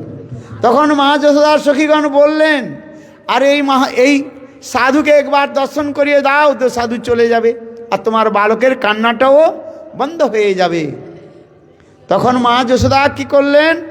সেই কৃষ্ণকে কাজল লাগালেন, চারিতর চোখের মধ্যে কাজল দিয়ে দিলেন। এক তো কৃষ্ণ কালো, হ্যাঁ, আবার তার উপরে কাজল। হ্যাঁ, বিলকুল ওই যে ধান সিদ্ধ হাঁড়ির পিছনের যে যে থাকে কৃষ্ণর এইভাবে লেগে গেছে। বুঝতে পারছেন বাংলা? ধান সিদ্ধ করবার জন্য যে হাঁড়িগুলো ব্যবহার করা হয়, হ্যাঁ, ধোঁয়া লেগে লেগে কি হয়? কালো। হ্যাঁ, এক তো কৃষ্ণ কালো, তার মধ্যে আবার কাজল লাগিয়েছে। আবার কাজল লাগিয়েছে তো লাগিয়েছে, কৃষ্ণ আবার হাত দিয়ে এইভাবে চোখটাকে কি করছে? রগড়েছে, মলে দিয়েছে। আবার কেমন সুন্দর হয়েছে বলুন তো? হ্যাঁ, উনি বলছেন ভূতের মতো। অদ্ভুত, ভূত নয়, অদ্ভুত। কৃষ্ণ, হ্যাঁ, মা যশোদা আবার কৃষ্ণের হাতের মধ্যে কালো ধাগা বেঁধে সুতা বেঁধে দিয়েছেন, কালো সুতা বেঁধে দিয়েছেন। হ্যাঁ, আবার এইখানে একটা কালো বিন্দু, এইখানে একটা কালো বিন্দু, এখানে একটা কালো বিন্দু, কালো বিন্দু বাড়ি বাবা। আবার কালো কাপড় ঢেকে দিয়ে, হ্যাঁ, শিবজির কাছে নিয়ে এলেন, সাধুর কাছে নিয়ে এলেন। আবার ক্ষণকাল কেবল বিজলির মতো এক ক্ষণকাল ওই কালো পর্দাটাও কৃষ্ণের মুখ থেকে উঠিয়ে নিলেন আর দর্শন করালেন। দর্শন করে আবার তার তাড়াতাড়ি নিয়ে চলে গেলেন। মহাদেব দর্শন করে প্রসন্ন হলেন, এগুলো বর্ণনা রয়েছে। তখন আবার কৃষ্ণের কান্না বন্ধ হয়ে গেল। মা যশোদা আবার বললেন, হ্যাঁ, হে যোগী, जब जब मेरे लाला रोएगी, है रोएगा, तब तब तब तू आना और हमारे गोपाल को दर्शन करके जाना। बोलो वृंदावन बिहार। महादेव प्रसन्न হলেন, মহাদেব বিচার করলেন, ও সৌভাগ্য। হ্যাঁ, এগুলো হিন্দিতে অনেক কীর্তন রয়েছে যোগী শব্দ দিয়ে। এই জন্য এখন নন্দগাঁও যাবেন, সেখানে যজ্ঞস্থলী রয়েছে যেখানে দেবাদিদেব মহাদেব বিরাজমান। এই জন্য শাস্ত্রের মধ্যে বলা রয়েছে নন্দগাঁও দর্শন যেতে হলে, কৃষ্ণের দর্শন করতে হলে আগে সেই মহাদেবের প্রণাম করতে হয়, মহাদেবের স্তুতি করতে হয়। হ্যাঁ, যেখানে নন্দীশ্বর মহাদেব রয়েছেন, হ্যাঁ, এগুলো রয়েছে। এখনো পর্যন্ত যজ্ঞস্থলী আর এই সমস্ত সুন্দর স্থান রয়েছে। আসুন, যে কথা প্রসঙ্গে আমি যে বলেছিলাম, এখন 6 দিনের দিন উৎসব তো হচ্ছে, হ্যাঁ, আর এইদিকে কংস মনে মনে বিচার করছে, হ্যাঁ, যে আমার আরাধ্য দেবী কঙ্কালী, কালকে বলেছিলাম যে যখন বসুদেব মহারাজ ওই নন্দালয় থেকে, হ্যাঁ, যে বালিকাকে এনেছিলেন যোগমায়া, তিনি অর্থাৎ মা যশোদা একসঙ্গে 2টি সন্তানকে জন্ম দিয়েছিলেন। একটা হচ্ছে বালক আর একটা হচ্ছে বালিকা। হ্যাঁ, বসুদেব মহারাজ যোগমায়ার দ্বারা তিনি যে মা যশোদার যে পুত্র যশোদানন্দনকে দর্শন করতে পারে নাই, মনে করলেন আমার পুত্রকে আমি ওখানে রেখে দিলাম। হ্যাঁ, আর নিয়ে এলেন কি, যোগমায়াকে নিয়ে এলেন। মনে করলেন যশোদা তিনি কেবল কন্যাকে জন্ম দিয়েছে, কিন্তু তা নয়। হ্যাঁ, ওখানে শব্দ রয়েছে সংস্কৃতে অনুজা। হ্যাঁ, কৃষ্ণ আগে জন্মগ্রহণ করেছেন, তারপরে যোগমায়া প্রকট হয়েছেন, জন্মগ্রহণ হয়েছেন, এই জন্য অনুজা বলা হয়েছে এখানে। আর সেই বালিকাকে নিয়ে এসে যখন বসুদেব মহারাজ দেবকীর হাতে দিয়েছেন, আর ওই বালিকা যখন রোদন করতে শুরু করলো, কান্নাকাটি করতে শুরু করলো, তখন কংসের অনুচর পাহারাদারগণ তারা জেগে গিয়ে কংসকে সমাচার দিল। আর কংস সেই কারাগারের মধ্যে এসে দেবকীর হাত থেকে ছিনিয়ে নিলেন। দেবকী বললেন যে भैया, अरे ये बालक नहीं है, ये बालिका है। कंस विचार करे बालक बालिका की जा হয় থেকে মেরে তো, না রয়ে বাঁশ না বাজে বাঁশ। দুষ্ট কংস কি করলেন না, দেবকীর হাত থেকে সেই বালিকাকে কেড়ে নিল আর নিয়ে পাথরের উপর মারবার প্রয়াস করল। কিন্তু ভগবানের লীলা, কংসের হাত থেকে সেই বালিকা ছুটে উপরের দিকে চলে গেল। আবার সেই বালিকা এত জোরে সজোরে কংসের মস্তকের উপর এমন পদাঘাত করলো যাতে কংস পড়ে গেল। আর উপর থেকে এসে দেখলো কি না, আকাশের মধ্যে তার যে আরাধ্য দেবী কঙ্কালী, এখানে মথুরা পরিক্রমায় যাবেন, যে কংস যে দেবীর উপাসনা করতেন তাকে বলা হয় কঙ্কালী। হ্যাঁ, কংসের উপাস্য দেবী তাকে বলা হয় কঙ্কালী, কালীমা। আরে আর সেই দেবী বললেন, আরে রে মূর্খ कंस, तुम मुझे क्या मारोगी? तुझे मारने वाले ब्रज में अन्यत्र कहीं जन्म ले चुके हैं, जन्म नहीं लीजिए। ঠিক সেই সময় থেকে কংস বিচার করছে যে কি করা যায় এখন। কংস তার নিজের সভাসদকে ডাকলেন, ইমার্জেন্সি পিরিয়ড ঘোষণা। আর কংসের যত দুষ্ট লোক ছিল, হ্যাঁ, সমস্ত দুষ্ট অঘাসুর বকাসুর পুতনা সব কংসকে মন্ত্রণা দিতে লাগলেন। কংসকে আরো রোষ বাড়াতে লাগলেন যে কংস তুমি ভয়ভীত হও না, আমরা আছি তোমার সঙ্গে। দুষ্ট ব্যক্তির সঙ্গ কে করে? দুষ্ট ব্যক্তি। হ্যাঁ, সেই সময় অসুর লোক কংসকে আরো উত্তেজিত করলো। চিন্তা করতে হবে না, বিষ্ণু কোথায় ব্রজের কোথাও জন্ম নেয়, চিন্তা নেই। হ্যাঁ, আমরা খোঁজ খোঁজ করে বের করব, আর তাকে আমরা ওইখানে মার ডালব, মেরে ফেলব। প্রথমে বিড়া কে উঠালো? পুতনা, ভাগবতের মধ্যে রয়েছে। হ্যাঁ, পুতনা, যে পুত না, পুত মানে পবিত্র, না মানে নয়, যে পবিত্র নয় সে হচ্ছে পুতনা, মানে অপবিত্র। নামও যেমন কার্য সেমন। সেই পুতনার সম্বন্ধে শ্রীমদ্ ভাগবতের বলা রয়েছে, পুতনা বালঘাতিনী, পুতনা বালঘাতিনী রুধিরাসনা। পুতনা ऐसे दुराचारिणी ছিল, ছোট ছোট বালককে হত্যা করত, আর তাদের রক্ত খুনকে, তার রক্তকে সে পান করত।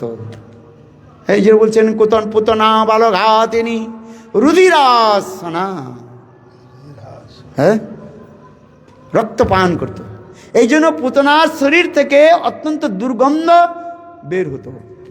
ভাই যা যা খাবে সেইটাই তো শরীর থেকে বেরোবে কি বেরোবে না? হ্যাঁ, খারাপ মনে ভাববেন না, সত্য কথা তো আমরা বলবই। পেঁয়াজ খান, রসুন খান, হ্যাঁ, মুখ থেকে গন্ধ বেরোবে কি বেরোবে না? কি গন্ধ বেরোবে? পেঁয়াজের অথবা রসুনের গন্ধ বের হয়, হ্যাঁ, তাই না? শরীরের এমনকি সেগুলো শরীরের মধ্যে গিয়ে সেখানে দুর্গন্ধ হয়। সেই পুতনা বালঘাতিনী রুধিরাসনা রক্ত পান করেছে, এই জন্য তার শরীর থেকে অত্যন্ত দুর্গন্ধ। আবার পুতনা কখনো স্নানও করে নাই। আরে একদিন কমতে স্নান কর। হ্যাঁ, এক জায়গায় কোথায় গিয়েছি, আমাকে বলছে মহারাজ আমার এই বেটা স্নান করতে চায় না। মনে মনে চিন্তা করে কি প্রয়োজনে পুতনা ছিল নাকি রে বাবা, স্নান করবে না। হ্যাঁ, যতই গরম বলে গ্রীষ্মকাল গরম হলেও সে স্নান করতে চায় না। হ্যাঁ হ্যাঁ, অনেকের এরকম স্বভাব রয়েছে। একদিন আমরা যদি স্নান করে, কোনো কারণে যদি স্নান না হয়, হ্যাঁ, ট্রাভেল করতে শরীর অসুস্থ হয়ে পড়ে। হ্যাঁ, পুতনা জীবনে কখনো স্নানও করে না, দুর্গন্ধ শরীর। হ্যাঁ, সেই পুতনা বিড়া উঠালো। পুতনা বললেন, পুতনা কি বলল যে ভাই কংস, চিন্তা করতে হবে না, আমি দেখছি ব্রজের কোথায় কৃষ্ণ জন্ম হ্যাঁ রয়েছে, ছানবিন করে আমি দেখব, আর তাকে সেখানে মেরে ফেলব। কংস বলল, তোমার শরীর যেহেতু দুর্গন্ধ, কেউ প্রবেশ করতে দেবে ঘরের মধ্যে? হ্যাঁ, কেউ প্রবেশ করতে দেবে না। আর তোমার যে রূপ, হ্যাঁ, দেখে তো সব সব ভয়ে পালাবে, তুমি যাবে কোথায়, কি করে? তখন পুতনা বলল, ভাই কংস, চিন্তা করতে হবে না, আমি অনেক প্রকারের তন্ত্র মন্ত্র ঋদ্ধি সিদ্ধি জানি, সেই তন্ত্র মন্ত্র ঋদ্ধির দ্বারা আমি সুন্দর রূপ ধারণ করে নেব। আর সেই রূপ ধারণ করে কংস কোথায়, এই কৃষ্ণ কোথায় জন্মগ্রহণ করেছে তাকে আমি খোঁজ করব। আর খোঁজ করে তাকে আমার এই স্তনের মধ্যে কালকূট বিষ লাগিয়ে তাকে আমি মেরে ফেলব।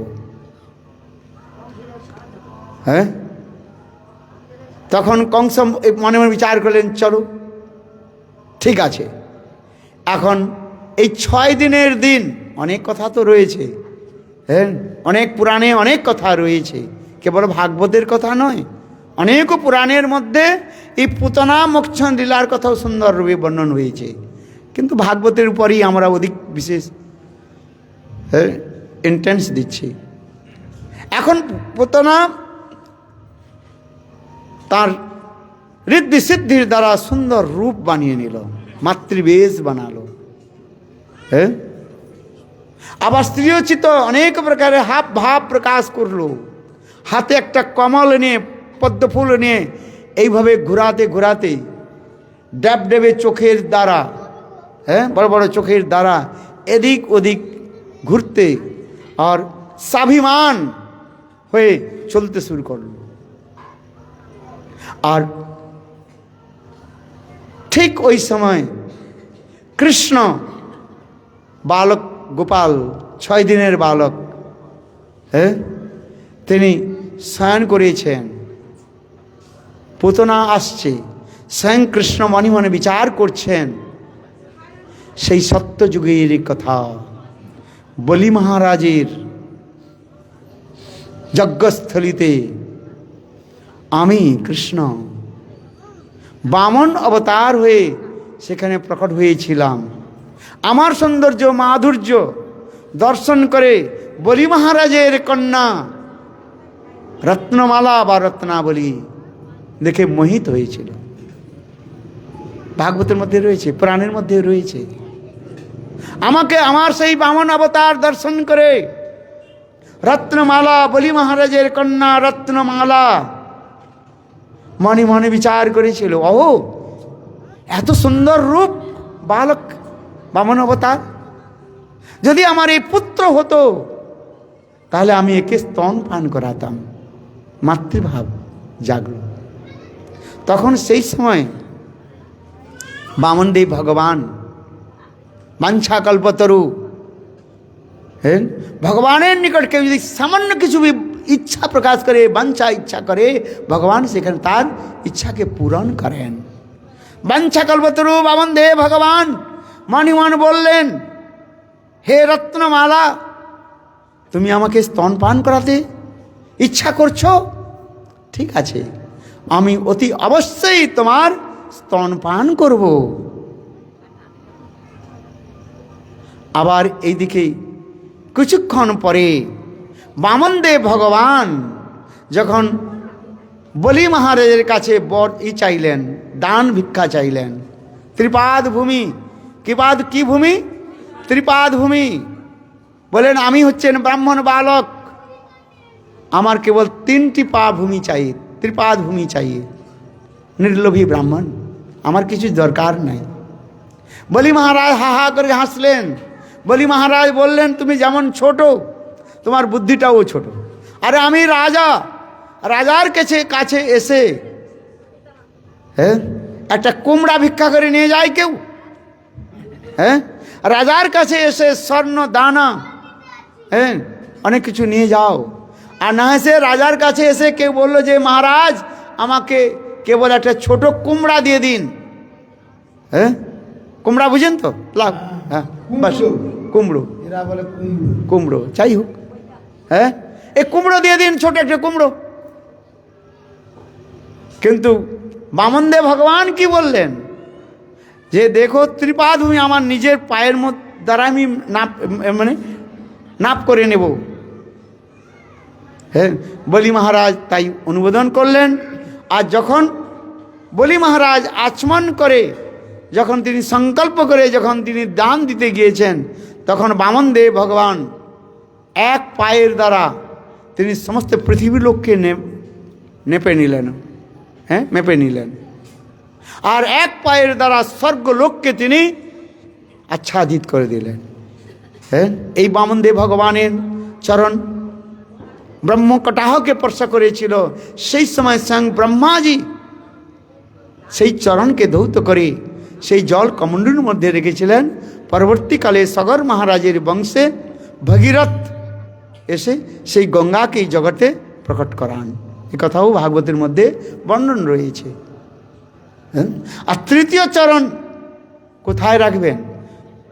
হ্যাঁ, বলি মহারাজ বললেন যে আপনার তৃতীয় চরণ কোথায় দর্শন করান? তখন বামনদেব ভগবান তখন তৃতীয় চরণকে দর্শন করালেন। বলে চরণ কোথায় রাখবো? তখন বলি মহারাজ বলেছিলেন যে আমি তো সর্বস্ব দিয়েছি, সব কিছু আমার দান ধন সম্পত্তি সব কিছু দিয়েছি, কিন্তু নিজেকে কিছু তো দেই নাই।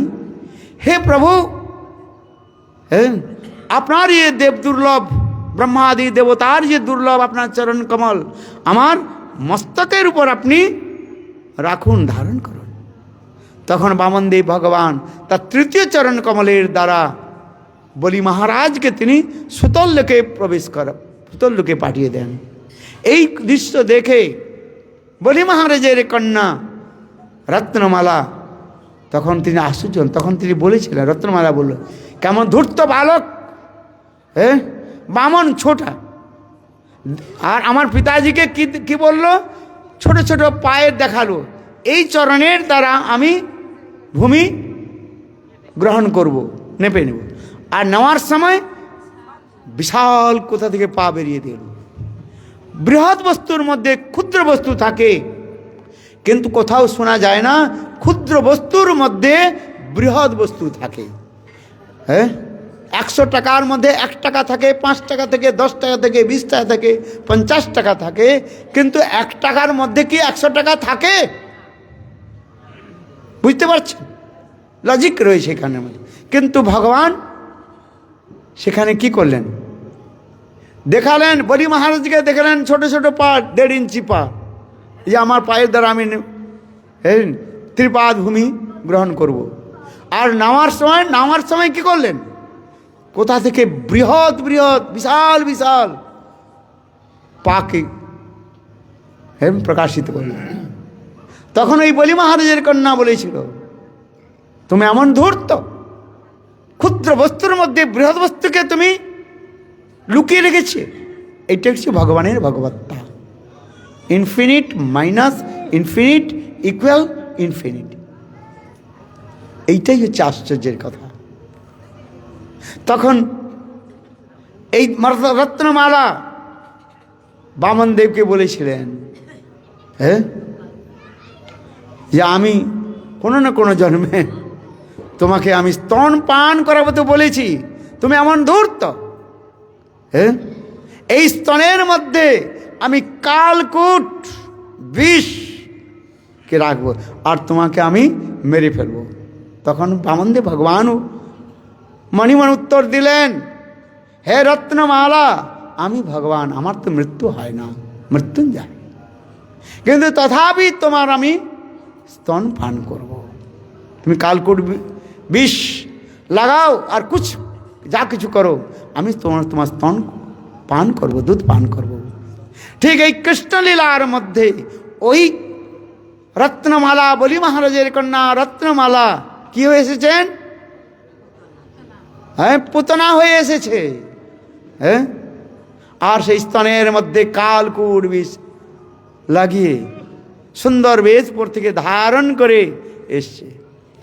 কৃষ্ণ স্বয়ং ভগবান, সর্বন্তর্যামী স্বয়ং ভগবান, তিনি বুঝতে পেরেছেন যে সেই রত্নমালা এখন পুতনা হয়ে এসেছে, আমাকে বিষ পান করার জন্য স্তনের মধ্যে বিষ এই স্তনের মধ্যে বিষ রেখে আমাকে পান করাতে এসেছে। তাই কৃষ্ণ চিন্তা করছেন, এই পুতনাকেও আমাকে উদ্ধার করতে হবে। অসুরের সংহারের জন্য আমি সংসারের মধ্যে এসেছি। গীতাতে যে ভগবান বলেছেন, কি বলেছেন? পরিত্রাণ সাধুনাম विनाशाय च दुष्कृताम धर्म संस्थापनार्थाय संभवामि जुगे যদা যদাই ধর্মস্য গ্লানির্ভবতি ভারত। 2 শ্লোকের মধ্যে যে বলা হয়েছে, এই পুতনাকে আমি মুক্তি দেব, চিন্তা করলেন। এই জন্য পুতনা যখন গৃহের মধ্যে যখন প্রবেশ করছে, তখন স্বয়ং কৃষ্ণ চোখ বন্ধ করে এই বিচার করছেন। আর যোগমায়াকে তিনি বললেন, হে যোগমায়া, আমার মা যশোদাকে এই গৃহ থেকে অন্য গৃহে নিয়ে যাও। ঠিক সেই সময়ে মা যশোদা কোনো কার্যের জন্য সেই গৃহ থেকে, যে গৃহের মধ্যে 6 দিনের বালক কৃষ্ণ শয়ন করেছিল, সেই গৃহ থেকে অন্য গৃহের মধ্যে বা অন্যের কক্ষের মধ্যে, ঘরের মধ্যে মা যশোদা চলে গেলেন কার্য করবার জন্য। আর ঠিক সেই সময় এমনকি মা রোহিণী দেবী, বলদেব প্রভুর মা রোহিণী দেবীও সেই গৃহ থেকে চলে গেলেন।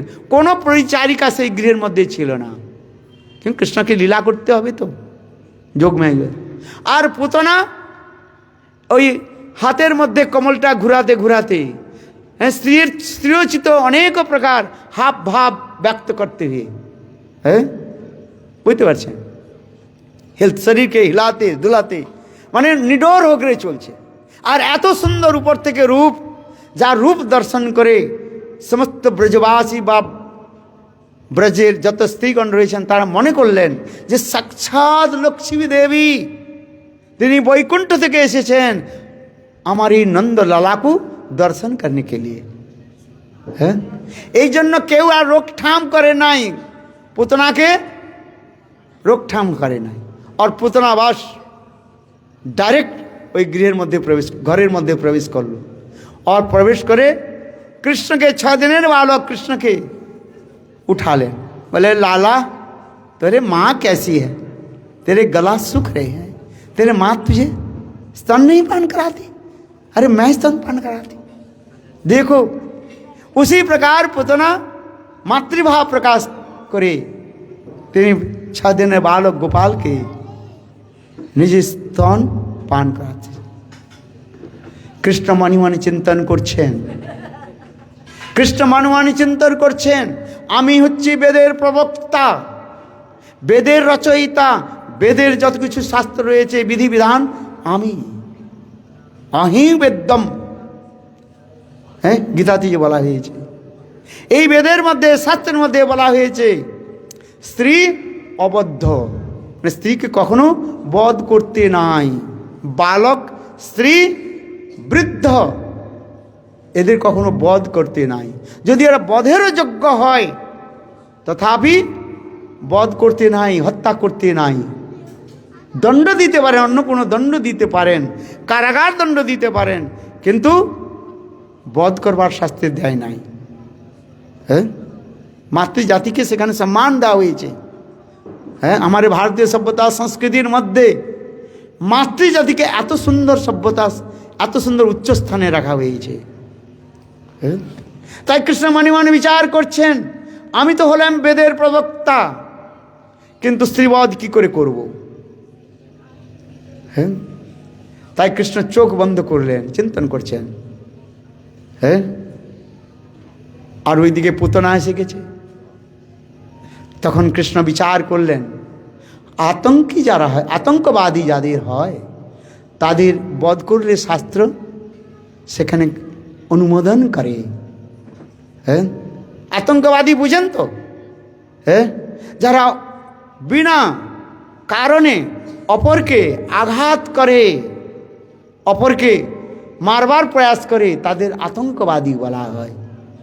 এখন পুতনা এসেছে, স্তনের মধ্যে কালকুট বিষ লাগিয়ে কৃষ্ণ প্রথমে পুতনার সেই স্তনের অগ্রভাগ স্পর্শ করতে চায় নাই, কিন্তু পুতনা জবরদস্তি করে নিজের স্তনের অগ্রভাগকে ছোটা বালক বা 6 দিনের বালকের মুখের মধ্যে প্রবেশ করালেন।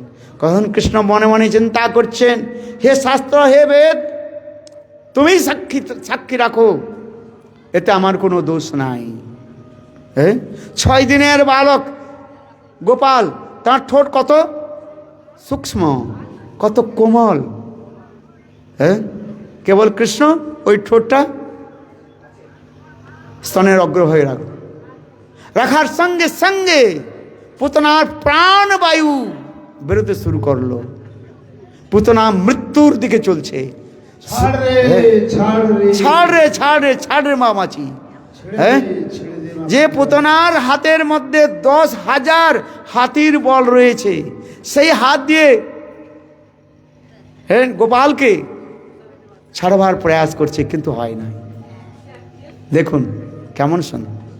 হ্যাঁ, আর পুতনার শরীর থেকে ঘাম পসিনা টপকতে লাগলো।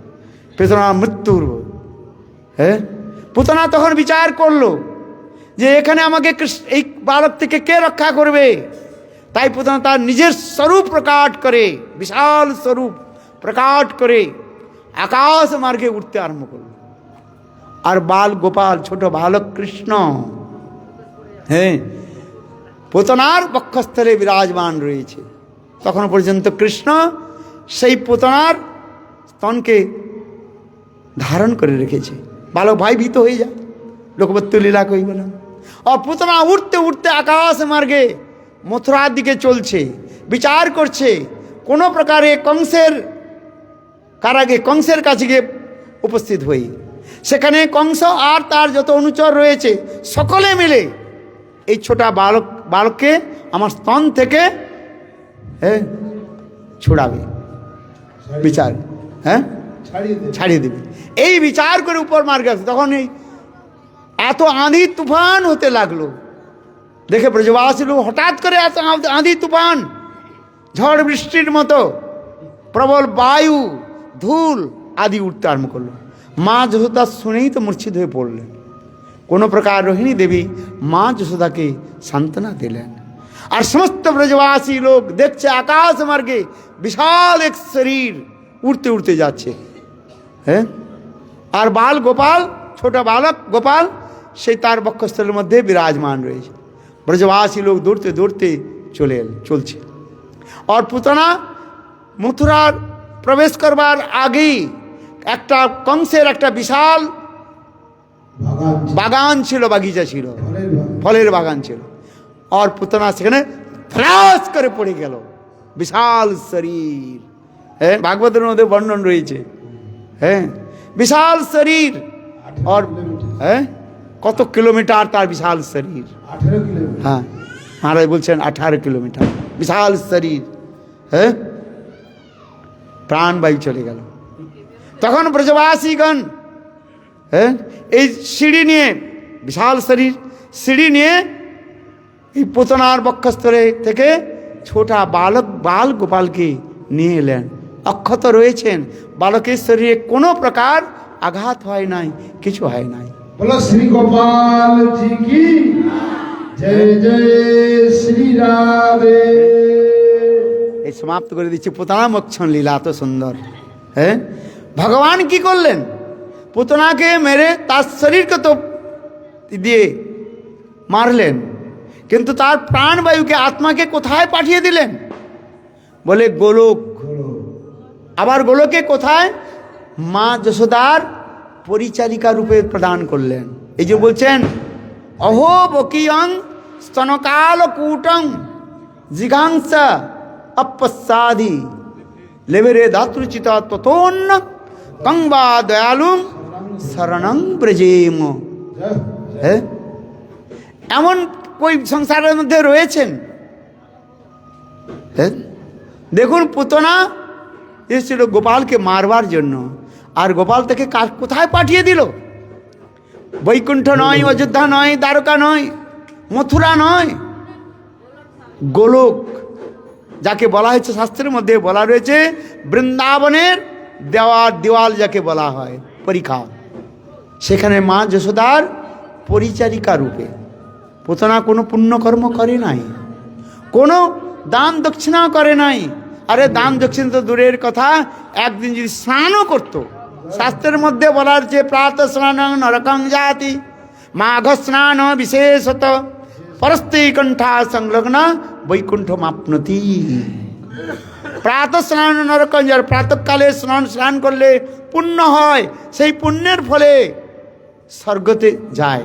যে প্রাতঃ স্নান নরকং জাতি, কং মানে স্বর্গ।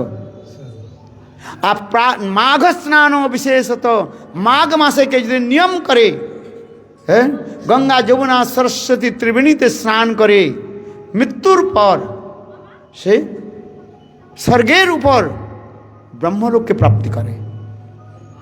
হ্যাঁ, আর বৈকুণ্ঠ, আর যদি কি পরস্ত্রী কণ্ঠা সংলগ্না, পরস্ত্রী কণ্ঠা মানে পরের স্ত্রী নয়, পর মানে শ্রেষ্ঠ, স্ত্রী মানে তুলসী, কণ্ঠিমালাকে যদি গলে ধারণ করে নিত্য স্নান করে মৃত্যুর পর তিনি সাক্ষাৎ ভগবত ধামকে প্রাপ্ত করেন।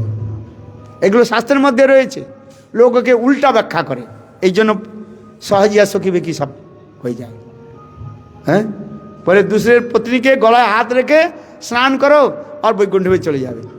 এগুলো নরকম, সকালে স্নান করে সে নরকে। হ্যাঁ, উল্টা করে সহজিয়া লোক উল্টা করে ব্যাখ্যা করে, বলে প্রাতকালে স্নান করলে নরকে যাবে, মাঘ মাসে স্নান করলে বিশেষ নরকে যাবে, আর পরস্ত্রী কণ্ঠ লগ্ন হয়ে স্নান করলে হ্যাঁ বৈকুণ্ঠ যাবে। এগুলো দুষ্ট বিচার। হ্যাঁ হ্যাঁ, কিন্তু আমি এই জন্য বলছি পুতনা স্নানও পর্যন্ত করে নাই, না কোনো পুণ্য কর্ম আদি কিছু করেছে, কিন্তু ভগবান তাকে কোথায় পাঠিয়ে দিলেন? গোলক। আর মা যশোদার পরিচারিকা। কোনো কঠোর তপস্যা পর্যন্ত একটা দিদি একাদশী করতে রে বাবা, তাও করে নাই, কিচ্ছু করে নাই, এত দুরাচারিণী। হ্যাঁ, কেন ভগবান এত উচ্চগতি কেন দিলেন? বলি মহারাজের কন্যা হওয়ার জন্য। সংব নৃসিংহদেব ভগবান প্রহ্লাদকে বলেছিলেন, প্রহ্লাদ তোমাকে আমি বচন দিচ্ছি, তোমার কুলে কেউ কেউ যদি আসে তাকে আমি উচ্চ স্থান দেব। হ্যাঁ, হ্যাঁ, দেখুন কেউ যদি পুতনা কিছু করেনি, কেবল বেশ বানায়, হ্যাঁ, মাতৃবেশ, বাৎসল্য ভাবের একটা মাত্র ছলনা করেছে। হ্যাঁ, আর ভগবান তাকে এত দুর্গতি, এত উচ্চগতি দিয়ে দিলেন। আর কেউ যদি শুদ্ধ সদাচারে শুদ্ধ ভাবনার দ্বারা ভগবানকে ভজন করে, ভগবান বলেন আমি তাকে কি দান করব। ভাগবতের মধ্যে রয়েছে, টিকাকার বলেছেন আমি তাকে কি দেব, নিজেকে পর্যন্ত তিনি বিক্রি করে দেন। এগুলো রয়েছে কথার মধ্যে। হ্যাঁ, এই জন্য শাস্ত্রের মধ্যে পুতনা মোক্ষণ লীলা। আবার তা নয়, শুনুন আমি কথা সমাপ্ত করে দিচ্ছি, 9:30 বেজে গেছে। হ্যাঁ, পুতনা যে শরীরের মধ্যে দুর্গন্ধ প্রবাহিত হতো, হ্যাঁ, কিন্তু দেখুন ব্রজবাসী জন সেই পুতনার যে মৃত শরীর কেটে কেটে বুটি বুটি বুটি বুটি করে কেটে কেটে, হ্যাঁ, চিতা সাজিয়েছে, কেন বিশাল শরীর। হ্যাঁ, যখন পুতনার শরীরকে যখন ওই অগ্নি দ্বারা দাহ করতে শুরু করলো, আশ্চর্য হয়ে গেল সব ব্রজবাসী, এত সুগন্ধ ব্রজের মধ্যে প্রকাশ, হ্যাঁ, বইতে লাগলো। বলে কি করে? বলে চন্দনের গন্ধ বলা হয়েছে শাস্ত্রের মধ্যে। হ্যাঁ, বলে কি করে হলো? বলে স্বয়ং ভগবানের অধামৃত যার শরীরে লেগে যায়, তার শরীর আর কখনো কালিমা থাকে না, দুর্গন্ধ তখন থাকে না, সে শরীর সুগন্ধ হয়ে যায়। তাই গৌর প্রেমানন্দ। এই জন্য পুতনা মোক্ষণের লীলা অত্যন্ত সুন্দর। হ্যাঁ, বলছেন যে ভগবানের ভজন কেউ যদি কেউ ছল কপটও করে তাকে ভগবান এত করুণা করে দেয়। এই জন্য ভগবানকে বলে করুণাময় ভগবান। হ্যাঁ, অন্য দেবদেবীর ভজন করলে সেগুলো পাওয়া যায় না। হ্যাঁ, যদি আপনার পুত্র নাই, যদি দেবদেবীর নিকট প্রার্থনা করেন, হে দেবদেবী শিবজি, কালী, দুর্গা, গণেশজি আমাকে পুত্র দেন, পুত্র তো দেবেন, কিন্তু সে পুত্র যে সৎপুত্র হবে তা বলা যায় না। কিন্তু এই ভগবানের কাছে যদি প্রার্থনা করেন যে ভগবান আমাকে পুত্র দিন, ভগবান যে পুত্র দিবেন সে পুত্র হবে ধার্মিক পুত্র হবে। হ্যাঁ, এই জন্য ভগবানের উপাসনার কথা বলা হয়েছে শাস্ত্রের মধ্যে।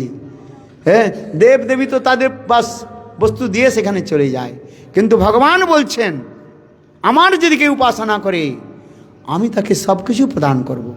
প্রদান করেন নাই? ধ্রুব মহারাজকে রাজ্য দেন নাই? আরে হ্যাঁ কি না বলুন, দিয়েছেন কি না? কেবলমাত্র সালের বালক, 5 বছরের বালক ধ্রুব, তিনি ভগবান শ্রীহরির আরাধনা করেছিলেন। 36,000 সাল তাকে নিষ্কণ্টক রাজ্য দিয়েছেন। আবার তার জন্য স্বয়ং ভগবান বিষ্ণু ধ্রুবলোকও স্থাপিত করেছেন।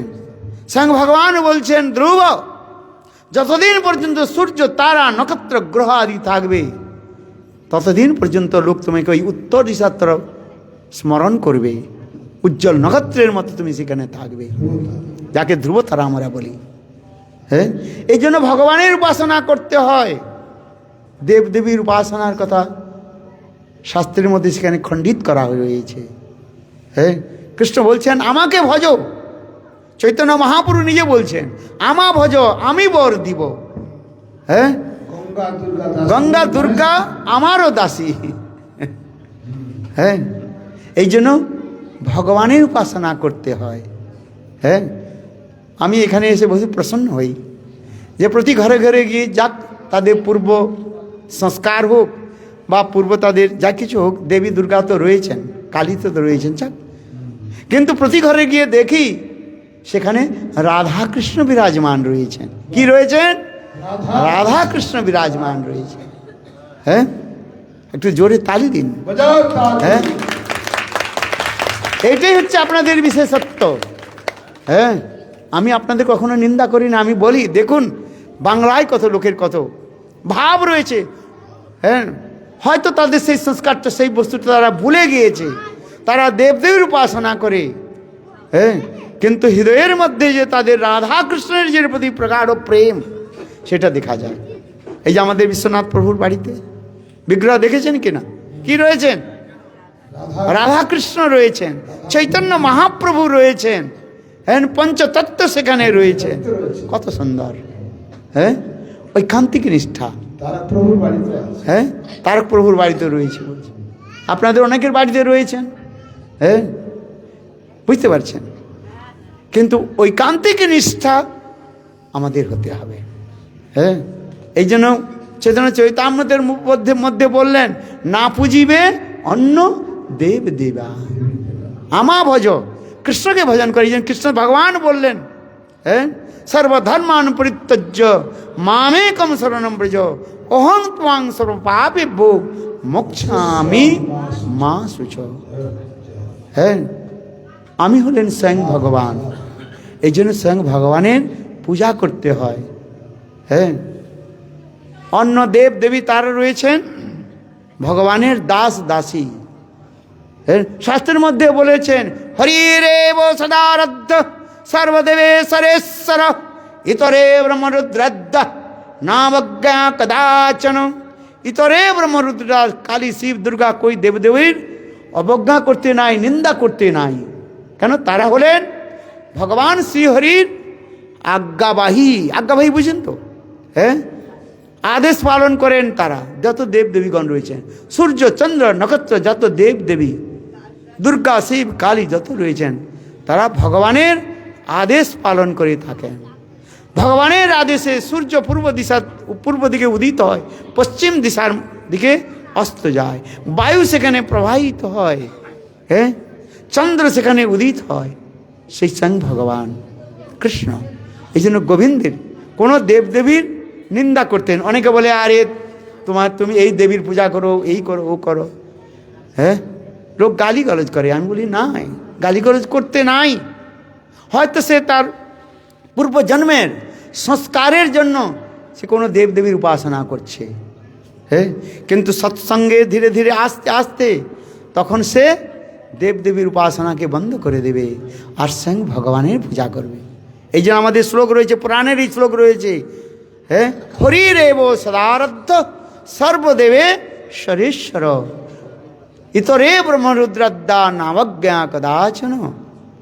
ব্রহ্মা, রুদ্র, কালী, শিব তাদের কোনো দেবদেবীকে অবজ্ঞা করতে নাই।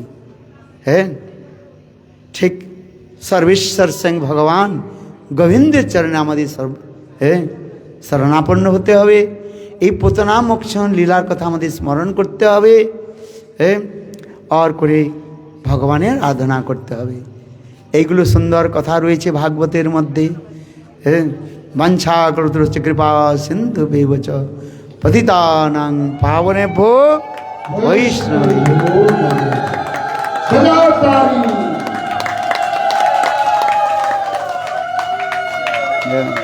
একটু কীর্তন করে যাও, আর আপনারা সকলে প্রসাদ গ্রহণ করুন আর ভাগবতে আরতি করে দিন। কোথায় গেলেন আমাদের হ্যাঁ প্রভু? হ্যাঁ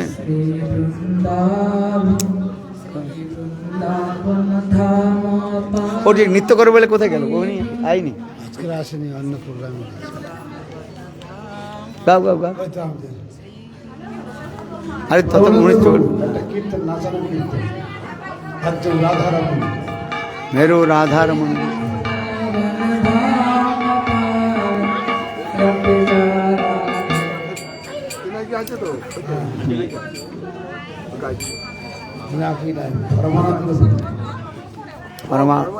পরমানন্দ প্রভু কি জয়। বৃন্দাবন ধাম ধরুন ভালো করে, নাচিয়ে দেন।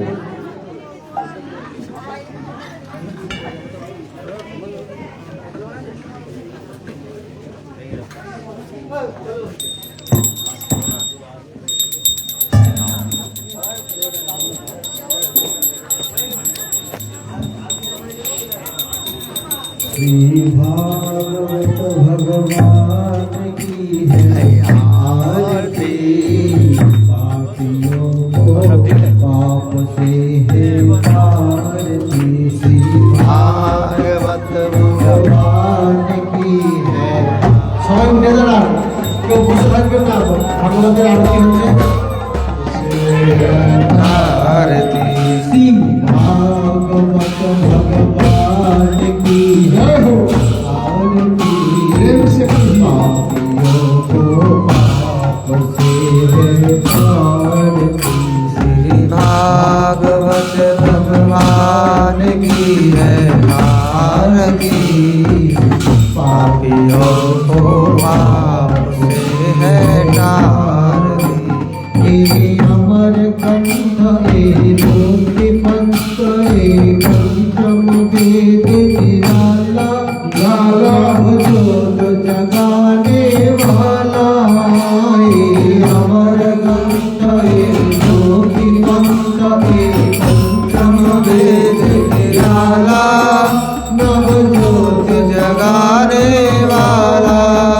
हरि नाम यही हरि हरि नाम यही हरि नाम यही हरि नाम यही हरि नाम यही हरि नाम यही हरि नाम यही यही जग मंगल की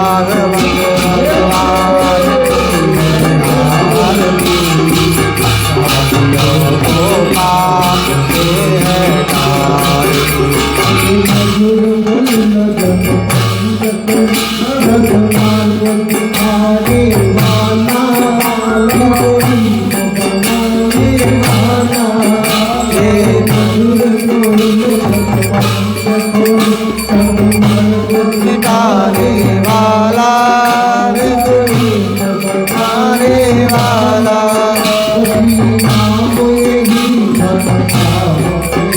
तेरे नाम यही यही तेरे नाम यही घनश्याम यही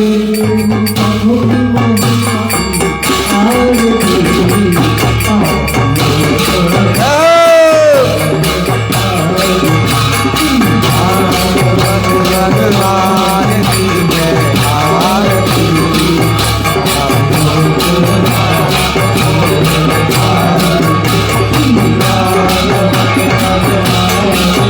है आरती मेरे पाप को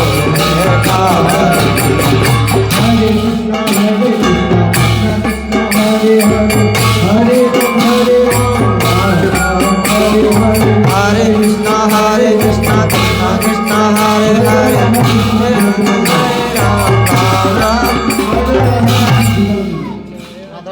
जय जय राधा कृष्ण जुगल मिलो जय जय राधा कृष्ण जुगल मिलो जय राधा कृष्ण जुगल मिला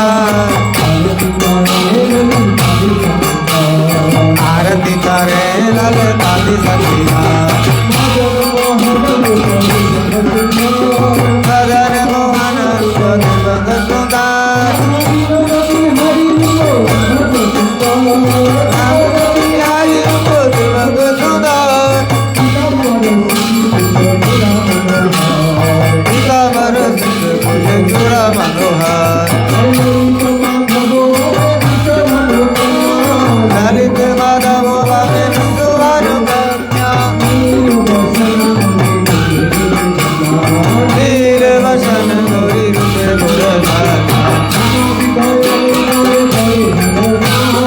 काना विदला कार कारी जलमार हरि मन विमोहन बदन उजल विश्वनाथ सखियन नर विलाय प्रियन सखियन कमर बुलाय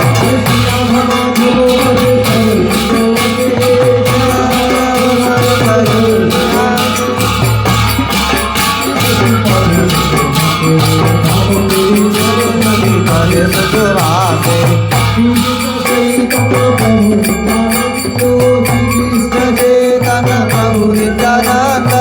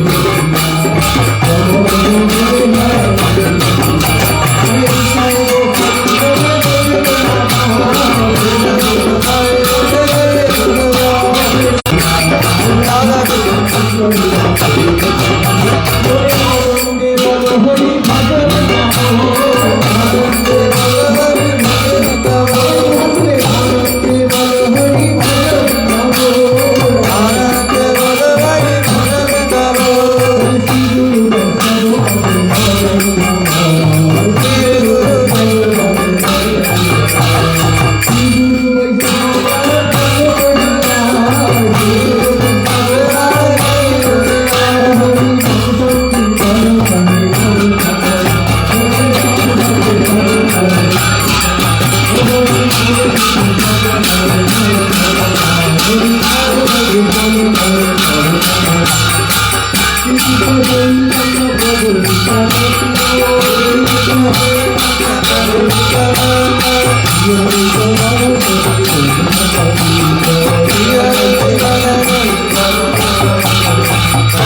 राधा रानी की जय महारानी की जय राधा रानी की जय महारानी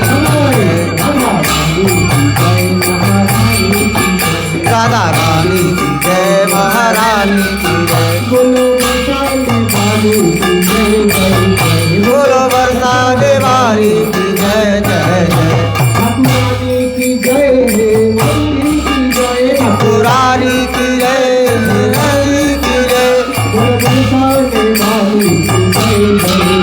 बोलो बरसाने वाली की जय जय जय राधा